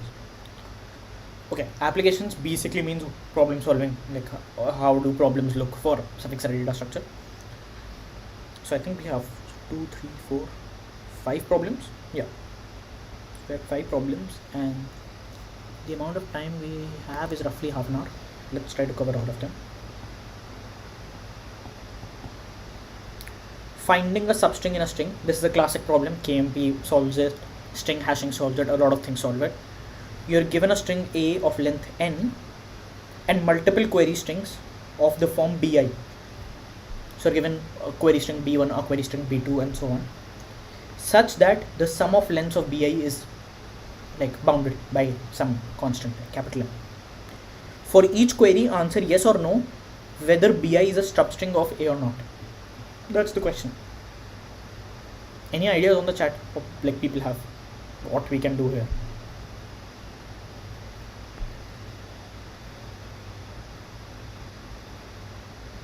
Correct. So prefix of a suffix is a good idea. And okay, aim basically denotes what's our target complexity. How fast do we want it to be? What if you already know the answer? Like okay, I'll start discussing the answer approach. So think of just one B. Let's think of B1. Okay, think of one query pattern. So firstly, just take A, make the suffix array data structure out of it. So what you get is you get the suffix array out, you get the LCP array out. You get these two arrays, right? That's what's important.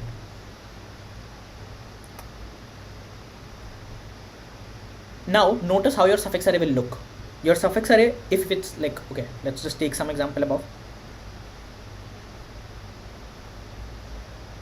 So let's take the example banana. Actually, I think it's a good example.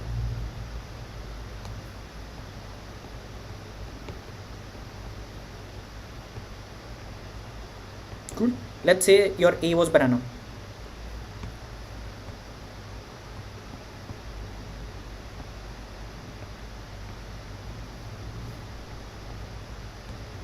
Okay. So you added a dollar and then you made the suffix array data structure. You got these two arrays out. And let's say you're searching for the substring Anna. That's your B1. So the answer should be yes. How will you find it? You'll just do a binary search. So the idea is, if Anna is a substring, if it is a substring, it should be the prefix of some suffix. Let's say your string is this, and let's say the substring lies here. Then this suffix has this portion as its prefix also, right? That's the idea. This suffix starting at ith position. So the suffix from I to n will have your pattern string as a prefix of it. That's the idea. So what you do is, you binary search on your suffix array. So you randomly pick a value. Let's say you pick this value. Okay, your array looks like this, right? 6531042. Let's say you pick the middle value. Let's say somehow the middle value is this. I know the value is actually 1, but let's say it's 0. Just so we have a more elaborate case. I want to just explain the idea of binary search. If it's 0, you know the string starting from 0 will look like string 0th element, then string's first element, then string second element, so on. So it will look like banana dollar. You compare the string starting at the 0th element with Anna and check which one is smaller or bigger, which one is lexicographically smaller or bigger. So you're comparing Anna versus banana, and you're checking which one is lexicographically smaller or bigger. So you know that this one is going to be lexicographically bigger, right? So you say our answer will definitely lie in the top half of the binary search. It can't lie in the bottom half, because everything at the bottom will look like banana or something bigger, right? The starting letter will just change to be something bigger. It will become C, D, and so on. So Anna won't be able to match. So it will be something at the top. Let's say in the second iteration you looked at 5. So you say strings starting from the 5th character onwards, it looks like $. Compare it with Anna. Okay, and which one is bigger? Ana is actually bigger, so you know your answer lies in this range, and you can just do binary search. That's it. Like your answer eventually be this one or this one. Both of them don't matter because your entire pattern string matches in both of them. So what's the complexity? If Ana was of b1 length, you took b1 times log n complexity. The log n comes because it's a binary search and the number of elements in your suffix array are n, and b1 comes because each comparison is expensive. That's what you have to know, that when you're comparing the given suffix with your pattern string, the comparison can be slow. It can be at most order b1. And how many such queries do you have?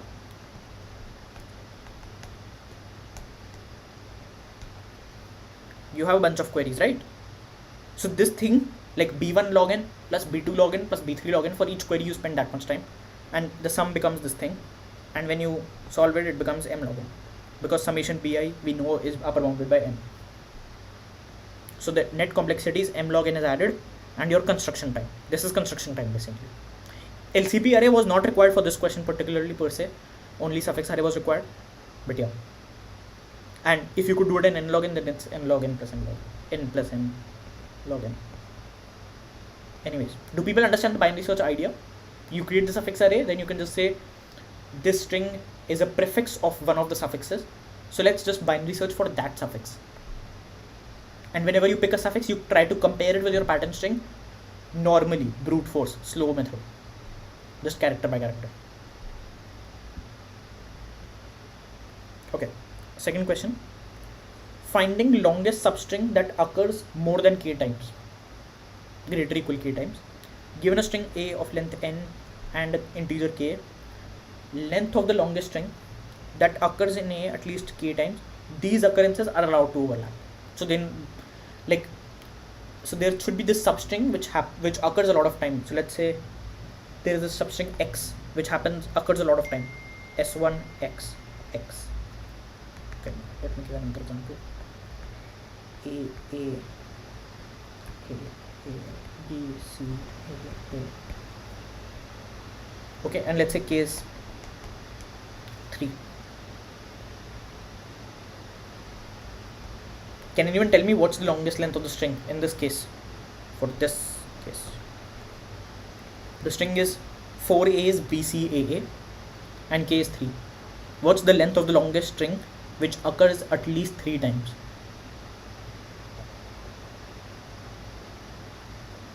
Yeah, that's the string, triple A. It occurs here, occurs here, occurs here.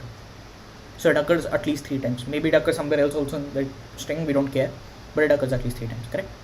I just want everyone to understand what the question is asking. So they are allowed to overlap, like this one and this one are overlapping, and this one and this one are overlapping. It's allowed. So now LCP array will come into place, like will come into use. Now we'll use LCP array. The way you use LCP arrays, think about what the data structure is. It's basically suffixes, right? I'm not drawing like the actual suffixes, just think about them as like suffix 0, suffix 1, suffix n. These are sorted ones. So maybe this one is like smaller in length.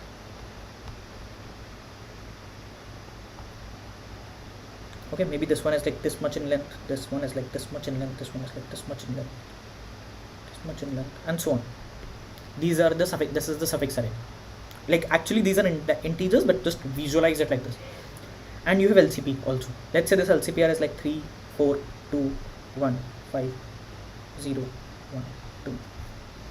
Okay. Find the length of the longest string that occurs in at least k times. What it means is,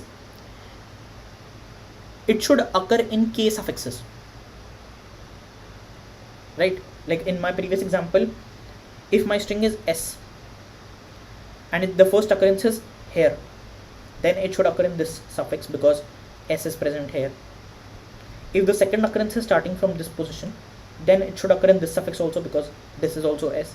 If the third occurrence is starting at this position, then it should occur here also because this position is S. Think about how will these three suffixes, this first suffix, the second suffix, and this third suffix, will look like in the suffix array. They will look like this. One will be here, second will be here, third will be here. Maybe in some other order, maybe it's in the order 1, 3, 2. We don't really care, but they will be together. Do you notice that? They will be together because in this suffix, because they're prefixes of different suffix. That's the idea. They're prefixes of different suffix. So when they're sorted, all those prefixes will come together.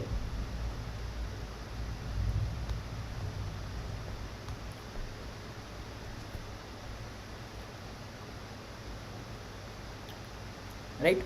So since there are these three occurrences, and what's the length of this S that we are talking about? It's the minimum of these two values. So it's 3. Okay, let's just take for example,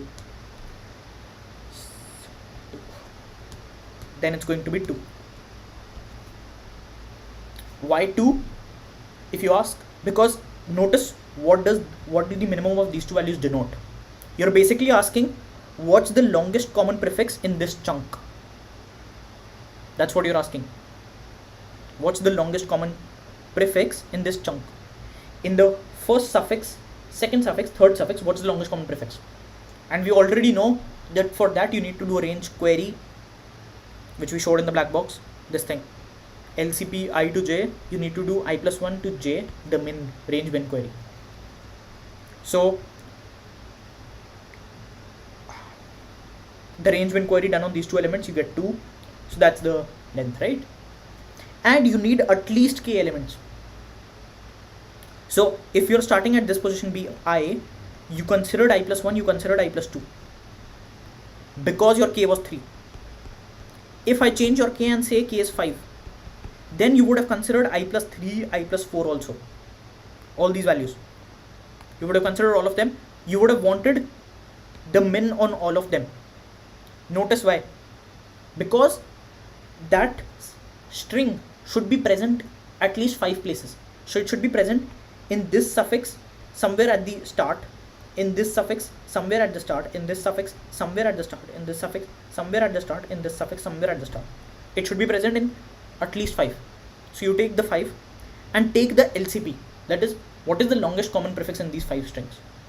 So you just get that using your RMQ data structure in login time, right? And I just considered one I. So from I went till I plus 4. You have to consider all i's. So you have to consider I equals 0 to I 4, this range, 0 to 4 range, then 1 to 5 range, then 2 to 6 range, so on. So someone already in the Samarth Gupta already wrote that your answer will be basically max of min of, or basically just like, let's write it like this, max of LCP I plus k minus 1 for all I. That's your max value, right? That's your answer. So this thing basically gives you a possible answer, and you're trying to maximize your answer. You're trying to maximize the length. So that's why the max function outside, and you try for each I. Can anyone tell me why are we just doing it for this thing and not for I plus k or I plus k plus 1 or something or other than, like, it's, the question says that your number of occurrences should be greater or equal k. Why do exactly k suffice? Like, why does doing for exactly k suffice? Why shouldn't we do it for k plus 10 also?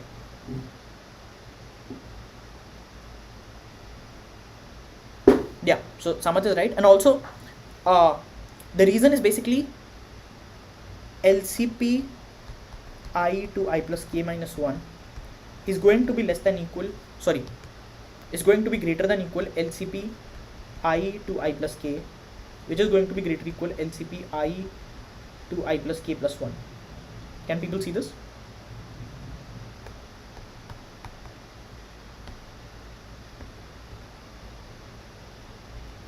Can you argue why it's true? As the length increases, the number of matches can only decrease. Correct. That's the idea. Why is this true? You can trivially look at it. This is what? This is minimum of LCP I plus 1 dot LCP I plus k minus 1. this is minimum of LCP I plus 1 dot dot LCP I plus k minus 1 LCP I plus k. Like, just ignore this third term for now. Notice that in these two terms, this term expands out to look like this. This term expands out to look like this. You can easily see that this term, the portion in yellow, is exactly the same. In this one, you just added another new term inside your min function. So you just decreased the value, right? So this is obviously not going to be helpful. This is better. If you're trying to have k plus 1 occurrences, your answer will only decrease. So just having, like, the thing that has k occurrences, maybe it has more occurrences also, but you don't care. You want to maximize your length. So you just stop at this point. So you just look for every range of length k, what's the minimum LCP value in that range, and just do a sliding window. Can anyone tell me what's the best complexity of this? Is it order n or order n log n to do the sliding window? What's the best complexity? Ideally, what Samarth wrote is correct, that even if you have an order n solution, you don't care, because construction of the suffix array already took n log n or n log square n time. So it's already the bottleneck of your code. But anyways, I'm just telling that there exists an order n method. You can later Google it up if you want to. It's a sliding window for min max, implemented with DQs generally.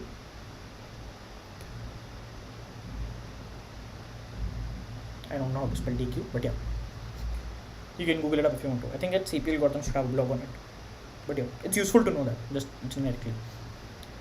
Okay, so let's go to the next question. Finding the longest palindrome in a given string. The idea for this one is using reverses of arrays. Okay, because a palindrome looks the same when reversed across the pivot. That's the exploit, right? So you should get the idea, whenever you see palindromes in such questions, you should get the idea that the question somewhere wants you to reverse strings. Like, it wants you to reverse some strings somewhere along the lines. So in this case, more precisely, what people generally do is, one way to implement this question is, it's a classic question somewhat.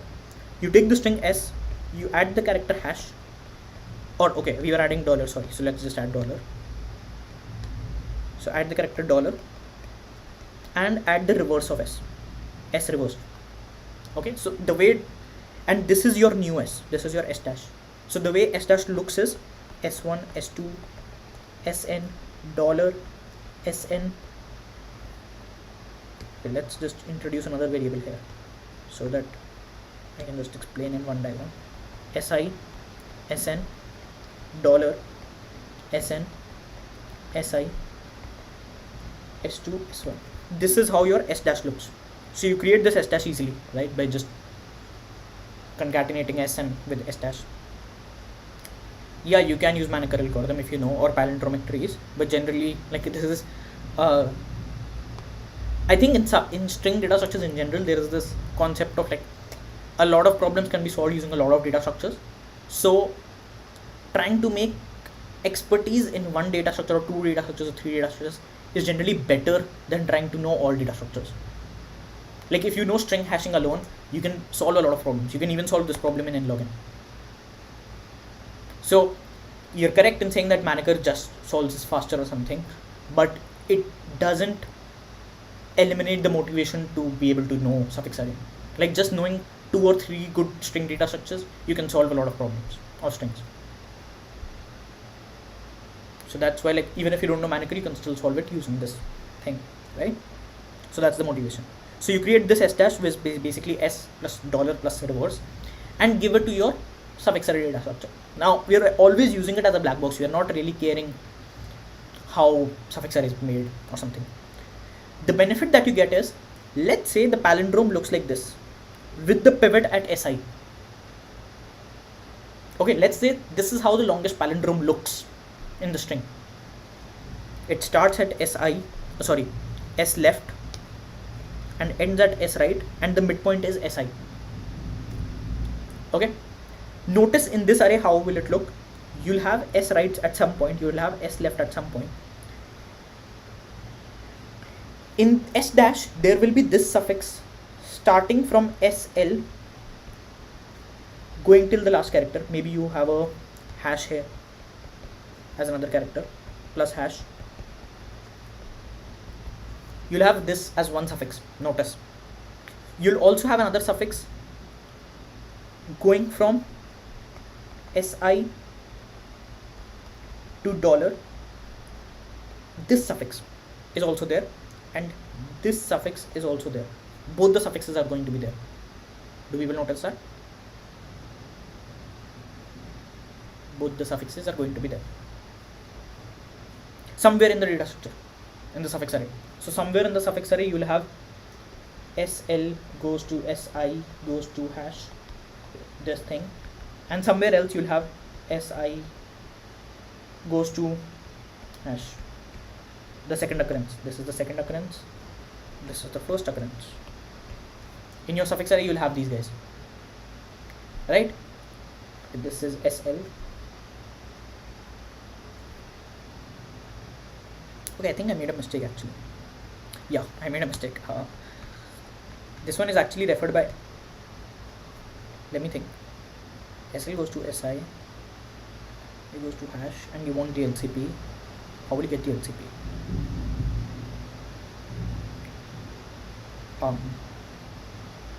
SL goes to si, you take the string starting from I, si to r. Okay, yeah, I took the other way around. It's just like, yeah, it was a mistake from mine.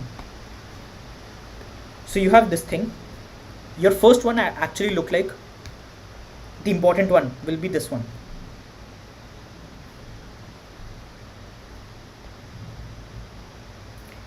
SI SR dollar hash. So this one is actually this thing. Okay, SI SR dollar hash. The reason these two are important is, notice this portion SI to SR and notice this portion SI to SL. They are the same. Why? Your palindrome looks like this. It has SI, SR, SL. This character is, let's say, the pivot. Let's say it's odd length.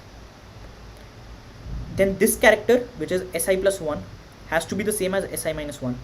And so on. SR has to be the same as SL. Correct? In this position, SI is same as SI. This character is SI plus 1, which is same as SI minus 1. Notice this is the reverse one. Like here when we are talking, we have SI here and the next character is actually SI minus 1. It's the reverse thing. So we have SI minus 1 here and so on. Right? People notice this, right? That in the suffix array, these two suffixes will exist and they will be important to us. Why? Because their LCP will kind of denote our palindrome half length. If their LCP comes out to be k, then we know our palindrome is almost of length 2k or 2k minus 1. You can just have this odd even case. I'm not caring about the odd even case. I'm just caring about the odd case for now. So your LCP will be of length 2k minus 1. So for each pivot point, okay, for each pivot point, you find the occurrence of that thing like this.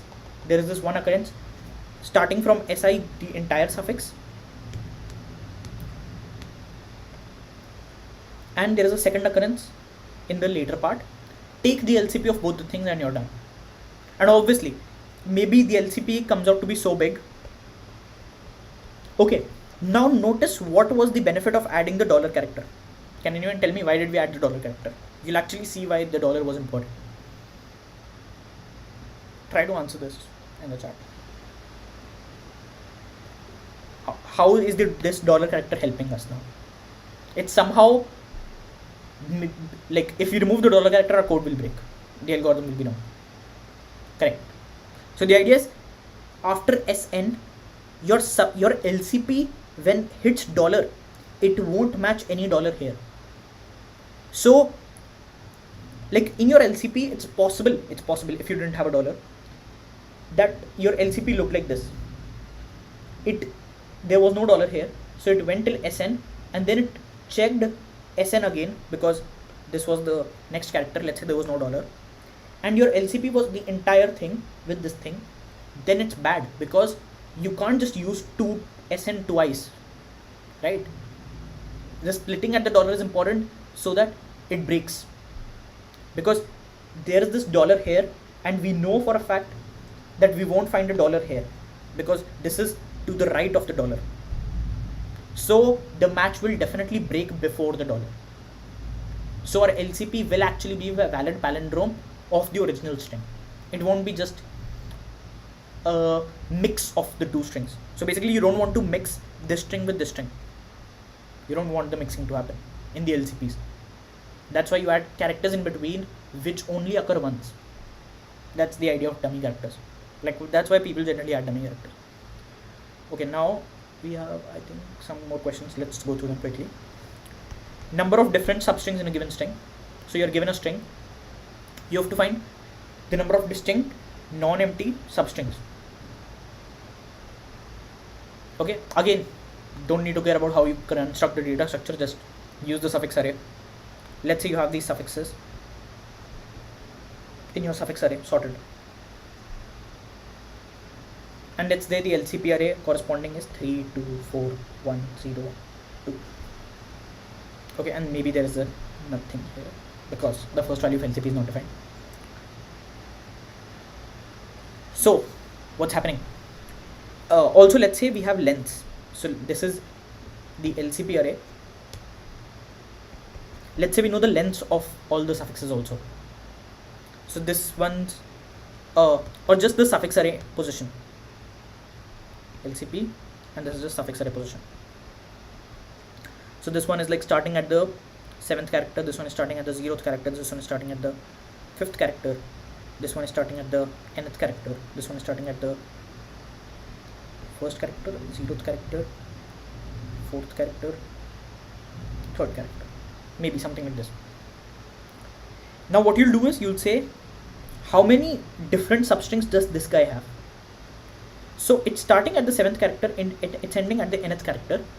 How many different things is it giving you? It's giving you n minus 7 different things, right? Like, just take any prefix of this thing. Take this prefix, take this prefix, take this prefix, take this prefix, any of these prefixes. So it's giving you n minus 7 different strings. What about the next guy? Now notice LCP is 3. That means the first 3 elements just match as it is. They match. They are the same as the previous guy. So they are not interesting. Those prefixes are not interesting. They're not distinct. They already came in our previous count. This count already included them. But what about the next ones? This one is, this prefix is unique, this prefix is unique, this prefix is unique, and so on. So, and this is 1. So that means this length is n minus 1, correct? And you subtract 3 from it. Why? Because the first 3 characters are not unique, but the remaining prefixes, this diagram became ugly. Yeah, so the first 3 characters, these are the first 3 characters, these are not unique, but the remaining characters, remaining prefixes more precisely, are unique. So number of prefixes that are unique are n minus 1 minus 3. Why did we do n minus 1? Because that's the length of this red chunk, that's this length. And then what about the next one? N minus something 5, that's the length of this chunk. And we know that the first 2 characters are matching,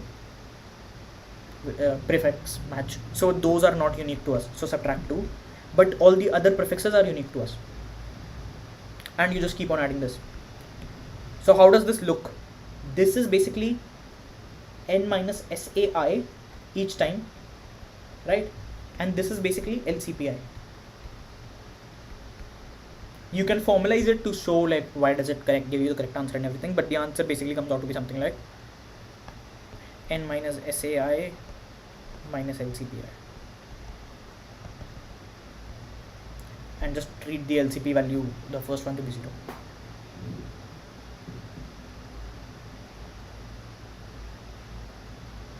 And you have both the arrays, so you're done. Order n, this looping, and construction time is either n log n or n log square, depending accordingly. Cool. Everyone understands this? That the prefix, like the LCP was the non-unique part, so you didn't care about that, and you just started caring about the prefixes after that LCP part. So that's why the terms that you added look like this. This is a very direct application of suffix array. It's hard to see, I would agree that it's not that easy to see that you can do this kind of thing also, but yeah.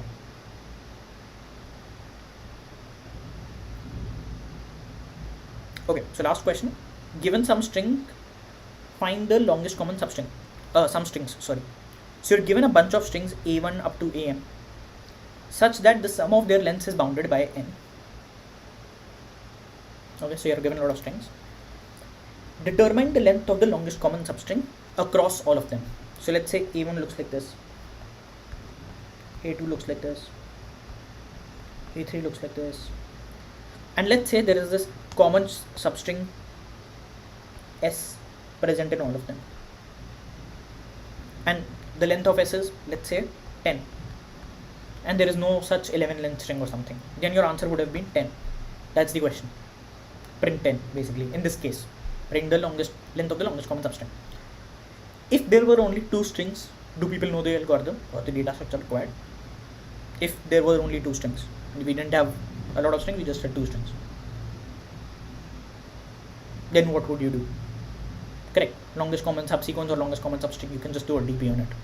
So if this length is order n, this length is order m, then your DP would be order n times m, right? I was pretty fascinated when I saw this application for the first time, because I used to think that that's quite fast already, and like that's what we use in comparative for a long time, order nm, and we think that it's pretty fast, but it's actually not. It's like you can do it in like n log n or something using this, and you can do it even for multiple strings. The DP solution doesn't extend well to multiple strings. If you're trying to do it for the third string, the fourth string, and so on, that it doesn't extend. It will come out to look something like n times m, so the complexity will be order n to the m, something of that sort, if you try to do a DP for multiple strings together. But LCS works. Someone already in the comments mentioned, like, do you concatenate all the strings? That's correct, we concatenate all the strings. So generally speaking, when you're giving a string to the data structure, you generally just try to give one string to the data structure, and the way you construct that string is by concatenating some shit. But you give only one string to the data structure generally in suffix arrays. You don't give n strings and like create n different suffix arrays, n different LCPs. That's just complicated, and it's just not used that much. Yeah. So what you'll do is, you'll take a1, add a dollar, a2, add a hash, a3, add a question mark, something like that. Just add senatorial characters in between, which are unique. And we discussed earlier, someone already mentioned in the comments also, instead of using strings, you can use integers if you're running out of characters to add. So this is your new string. Okay, let's call it x. Now you give x to your data structure. Again, we don't care how the data structure works. Okay, and let's say the data structure came up with this suffix array. I'll have some sort of color coding here to just keep things in mind.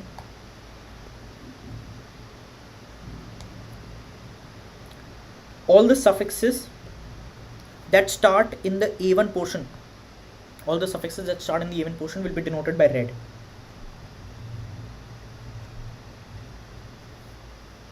All the suffixes that start in the A2 portion will be denoted by green.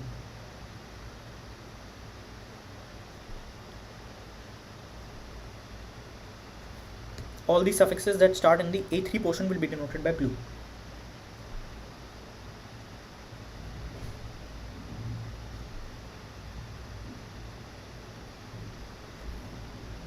Okay. So this suffix also has the green portion inside it and the blue portion inside it, but you don't care.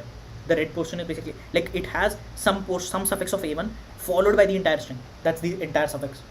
Similarly, this green portion also has the blue portion inside it, but you don't care. So don't think about those things right now. And you have the dollar and hash also somewhere here. Like dollar is here, hash is here, question mark is here, dollar is here, hash is here, question mark is here, and so on. In this one, only the hash and question marks are here. In this one, only the question marks are here. You can just think about how it will look. What's the important thing? We want the common string to be part of all of these three guys, right? All these three, A1, A2, A3.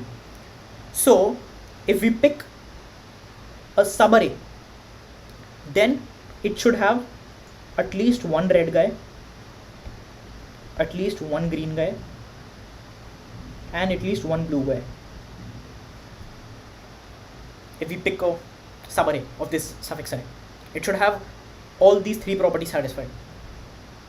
And the LCP of this subarray, let's say this is the starting point is I, the ending point is j, then LCP of I comma j will denote one valid candidate. That is, if LCP of ij is 7, let's say, that means the first 7 characters are matching at all these places. So that means first 7 characters of all these prefixes are substrings in all the 3 strings, in the red string, in the green string, in the blue string, right? And since we had dollar and hash, so we are not overlapping. It's not happening that the 7 characters here actually consumed one of the characters of A2. That's not happening. It's only consuming characters of A1. And similarly, the 7 characters here are only consuming characters of A2, not A3, because of the hash. Because if you try to cross through the hash, then you need another hash here to be able to cross through, but you don't have another hash. That's the reason of adding the dummy characters. Like sometimes people a lot of times in their implementation forget to add these dummy characters, get wrong answer, and they're unable to figure out why it's wrong. But that's the reason, that you start going across the boundaries if you don't have the dummy characters when you're taking LCPs. Mainly when you're taking LCPs, that's when it matters. So you want this property to satisfy that consider subarrays, and on those subarrays run this LCP algorithm, like run this LCP sub range query. Whatever value you get, that's a candidate answer. Now obviously extending this subarray beyond this, like changing j to j dash, is just stupid. You don't want to do that. Why? Because we earlier also discussed, if you expand the subarray, your LCP drops, right? The value of the LCP drops. The longest common prefix in its value will drop. LCP ij dash will be smaller than LCP ij. So you don't want to do that. So you just want this condition to be satisfied, the condition in here. And whenever this condition is satisfied, you want to run your thing. Now how will you model this? Instead of these colors, think of them as IDs. This is red. Red is given 0 ID. Greens are given ID 1. Blues are given ID 2. So how will your suffix array look like if you just think about the IDs? In this case, it will look like 0, 1, 1, 2, 0, 2, 1, 2, 2, 0,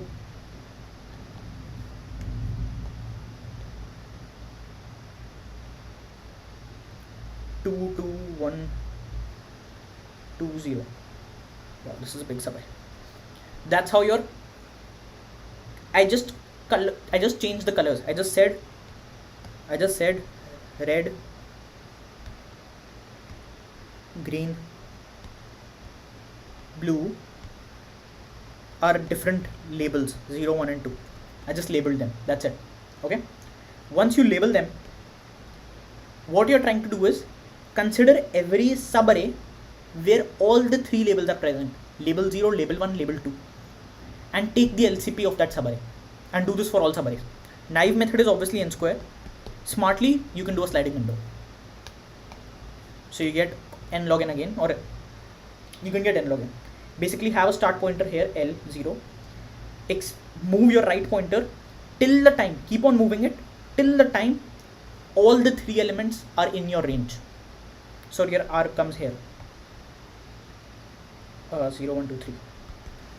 Do the LCP thing, calculate LCP of 1, 3. Now move your L pointer 1 step ahead. So your L pointer is here, L equals 1. The elements in the range are 1, 1, 2. Move the R pointer 1 step, and you have 0, 1, to all of them in range again. Oh, sorry.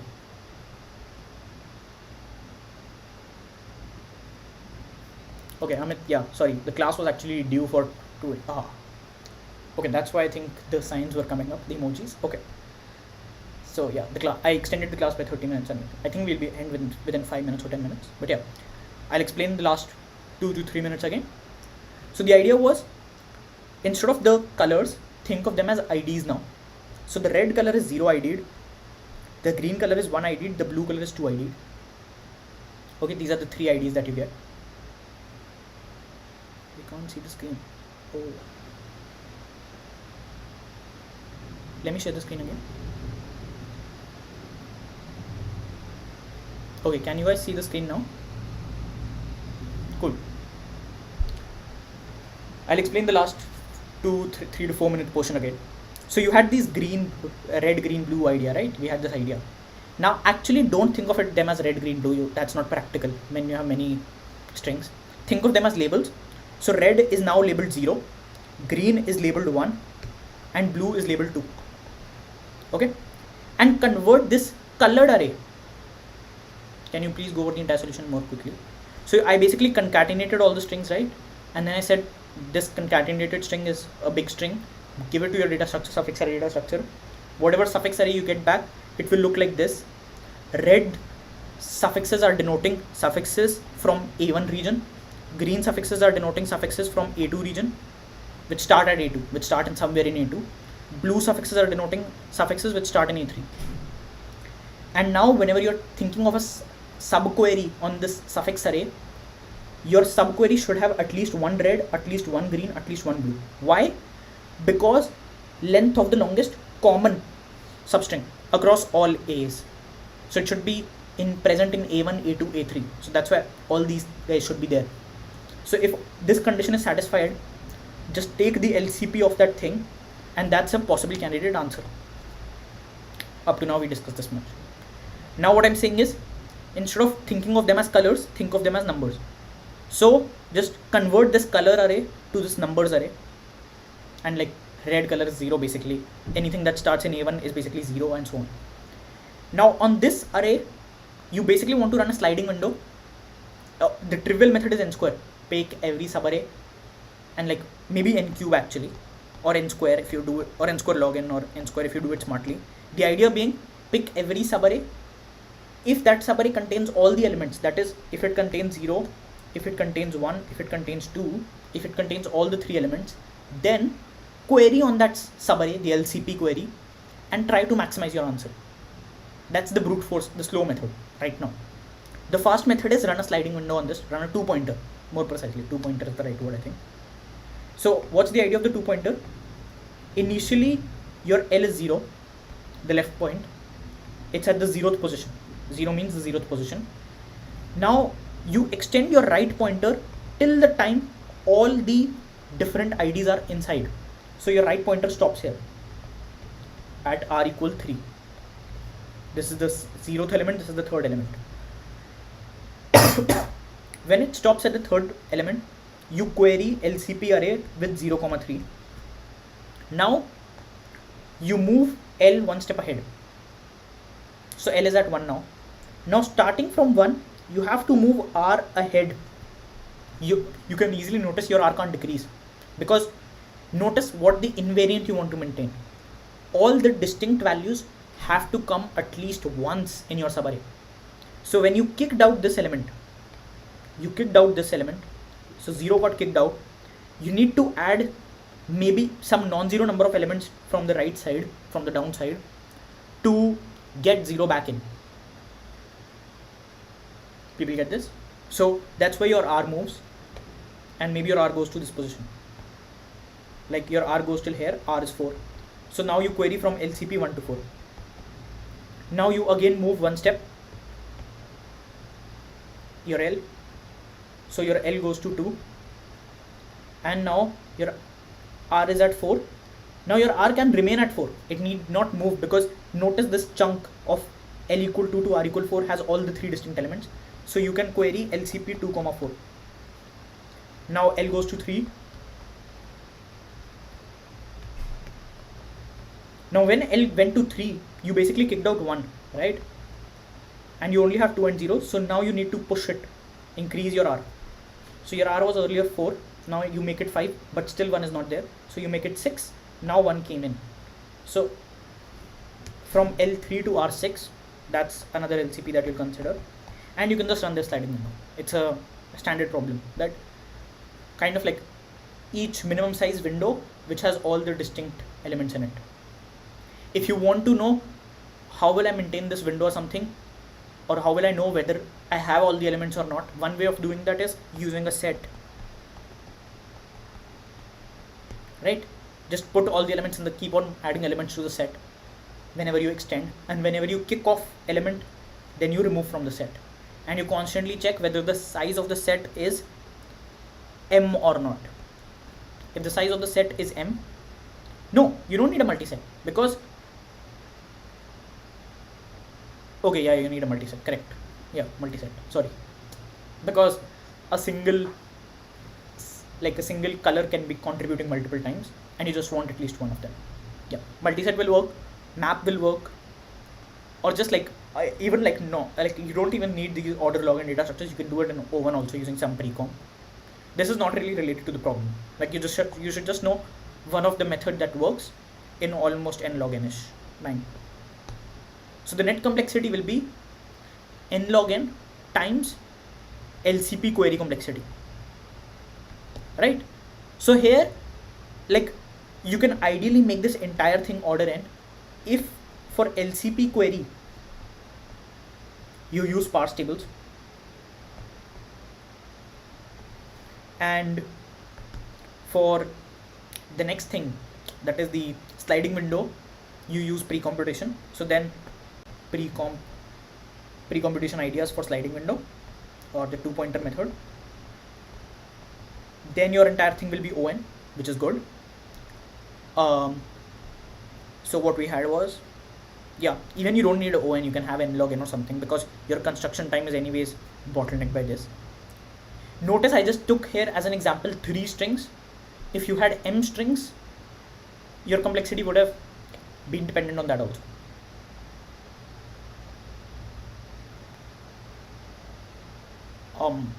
Yeah, actually, yeah, you're correct. I don't need the m in the complexity actually. I was not thinking about the set idea earlier, but yeah, if we use the set idea or something, then we just have this much.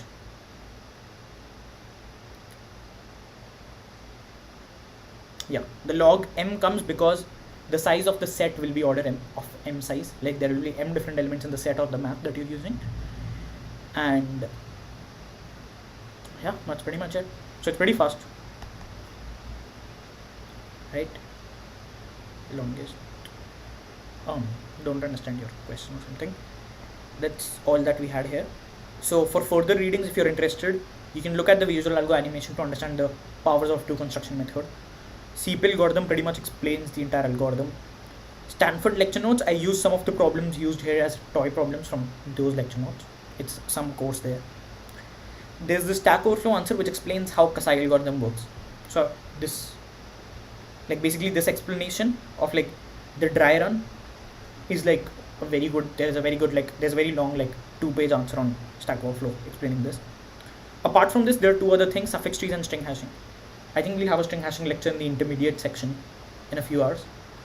For suffix trees, I would say suffix trees are in general more powerful than suffix arrays, but they're also harder to code, and you don't see things a lot of time in suffix arrays that easily or something of that sort, but they're harder to code. Like you're coding a suffix array during a contest is pretty hard, I would say. Like it's reasonably hard. Coding a suffix array is still easy because the code book is like, if you refer your book, then it's like 20 line or 30 line code, if you can just copy it out as it is. But yeah, suffix trees in general is more powerful, and there are ways to construct suffix array from suffix trees. If you know how suffix tree works, you can create suffix arrays out of it. So it's an important, like it's a good thing if you want to learn about it. Okay, and suffix trees are in general more powerful. That's a statement that will hold. So like questions that can be done with suffix trees may or may not be able to do with suffix arrays, but questions you can do with suffix arrays, you can definitely do with suffix trees. Although coding suffix trees and everything can be a pain. Like they in general can be tougher data structures to deal with. Suffix array in some sense is much simpler, because as we discussed earlier that we had this black box idea, right, that we don't need to understand the construction and we can just work on it anyways if we have the suffix array and the LCP array. So if you just want to take away anything, then just take away that knowing what these two arrays stand for, the suffix array and the LCP array, and how you can manipulate them for different questions is a very important thing. Not knowing how to construct the suffix array is still okay, because after sometimes a lot of people forget the exact implementation of like how did we use to construct the suffix array, or how did we use to construct the LCP array. Yeah, so that's pretty much the end of the session. Yes, Anubhavdhar, you consider for longest palindrome you'll consider even and odd separately. Yeah, so we were considering SI, right? One way to do this kind of thing for even and odd will be yeah, so starting at SI I was basically taking 2 pivots, and another case will be SI with respect to SI plus 1. That is, just take the string starting at SI plus 1 which goes to SR, then dollar, then hash. This string compared against SI going to SL going to hash in the reverse part. So this one, like if you compare this SI plus 1 with this SI and take the LCP, then you'll get the even length, the max even length. Let's say this length is P, then you'll get P outside, and then your answer will be 2. So just consider every pair of SI and SI plus 1 consecutive pairs for even length, and for odd length we just considered SIs.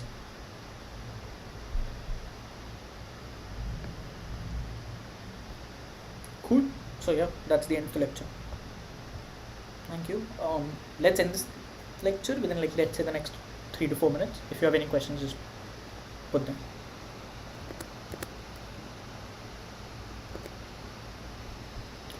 The lecture slides are available on Discord. I'll probably upload this annotated version also. It's probably uglier to read, but like in case someone like wants this, then they can refer to it.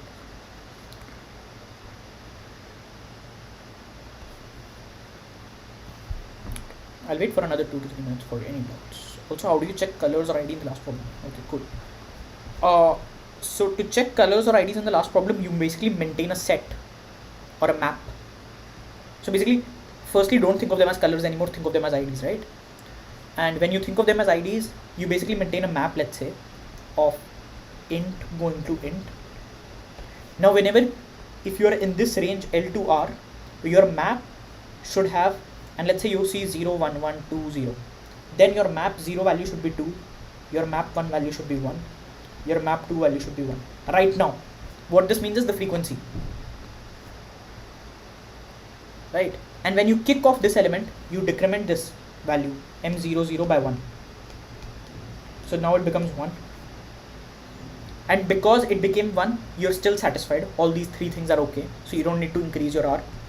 But let's say you kick off this element also. Now, okay, m1 was, yeah, just ignore this element. Let's assume this element never existed. So you had 0, 1, 2, 0 array.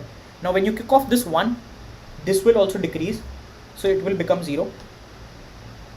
Now when this becomes 0, you know something invalidated. It's no longer valid, right? Because you made a value 0 right now. So you need to keep on extending R.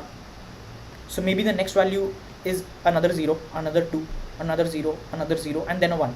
So you keep on expanding over them, and when you reach this 1, then you are happy. And when you're expanding over them, you're updating your map again and again. So when you saw this 0, you incremented this. When you saw this 2, you incremented this. When you saw this 0, you incremented this again. When you saw this 0, you incremented this again. So total increments 3, so the value is 4 right now, and this is now 2. And then you saw this 1, so it became 1, and now you're happy again. And now your range is from this L to this R. So you just query that in your LCP array. So you basically maintain a map alongside with like the frequency of the elements in the range, and just check if anything hits 0, then it's bad and I want to expand on R, and if everything is non-zero, then I'm good. For the palindrome, since I and n plus n minus 1 minus I both have SI, you can length of the largest odd palindrome centered at I. Yes. Yeah. You're pretty much right. Yeah, the rank is calculated that way, that you're calculating 2n minus 1 minus I, something of that sort. Yeah. You're basically talking about how do we calculate this element's position. So yeah, 2n and minus I from the last chain, and like maybe removes the senatorial character or something, and just go ahead. DLCP of both of them is correct. So, do we know which string we are in by querying the index in the concatenated string? Yes, if you know the length of each of the string. Yes, Samarth, the center will be I and I plus 1. So in this example I said, right, this one that I'm highlighting in yellow, that Si plus 1 starts and goes to end, and Si starts in the reversed one and goes to end. Do we know which string we are referring in by querying the index in the concatenated string? Yes, Rajdeep, you can identify it because you know the length of each of the string. You know A1 is of length something, A2 is of length something, and so on. And you also know how many dummy characters did you insert in page, in gaps. So let's say you got this thing that your first thing was of 10 length, then you inserted a dollar, then the thing was of 7 length. And you know in your suffix array you have this suffix which starts at the 14th position. Now you know it can't start here in the 10th position, it can't start at this position, this is the 11th position, it starts at the 14th position. So like just like it's arithmetic that subtract 11 from 14 and you get 3. So it's the third character in this second string.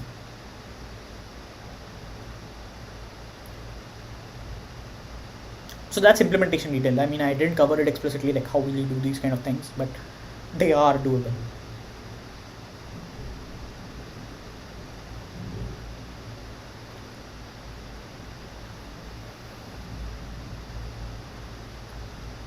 Yeah. Alright, yeah, I think the concept is clear to everyone. Cool, so with this we end the session. Thanks for attending, and yeah, we'll have another lecture. I think we have lectures on persistence today and FFT also. Yeah. Alright, thanks for attending.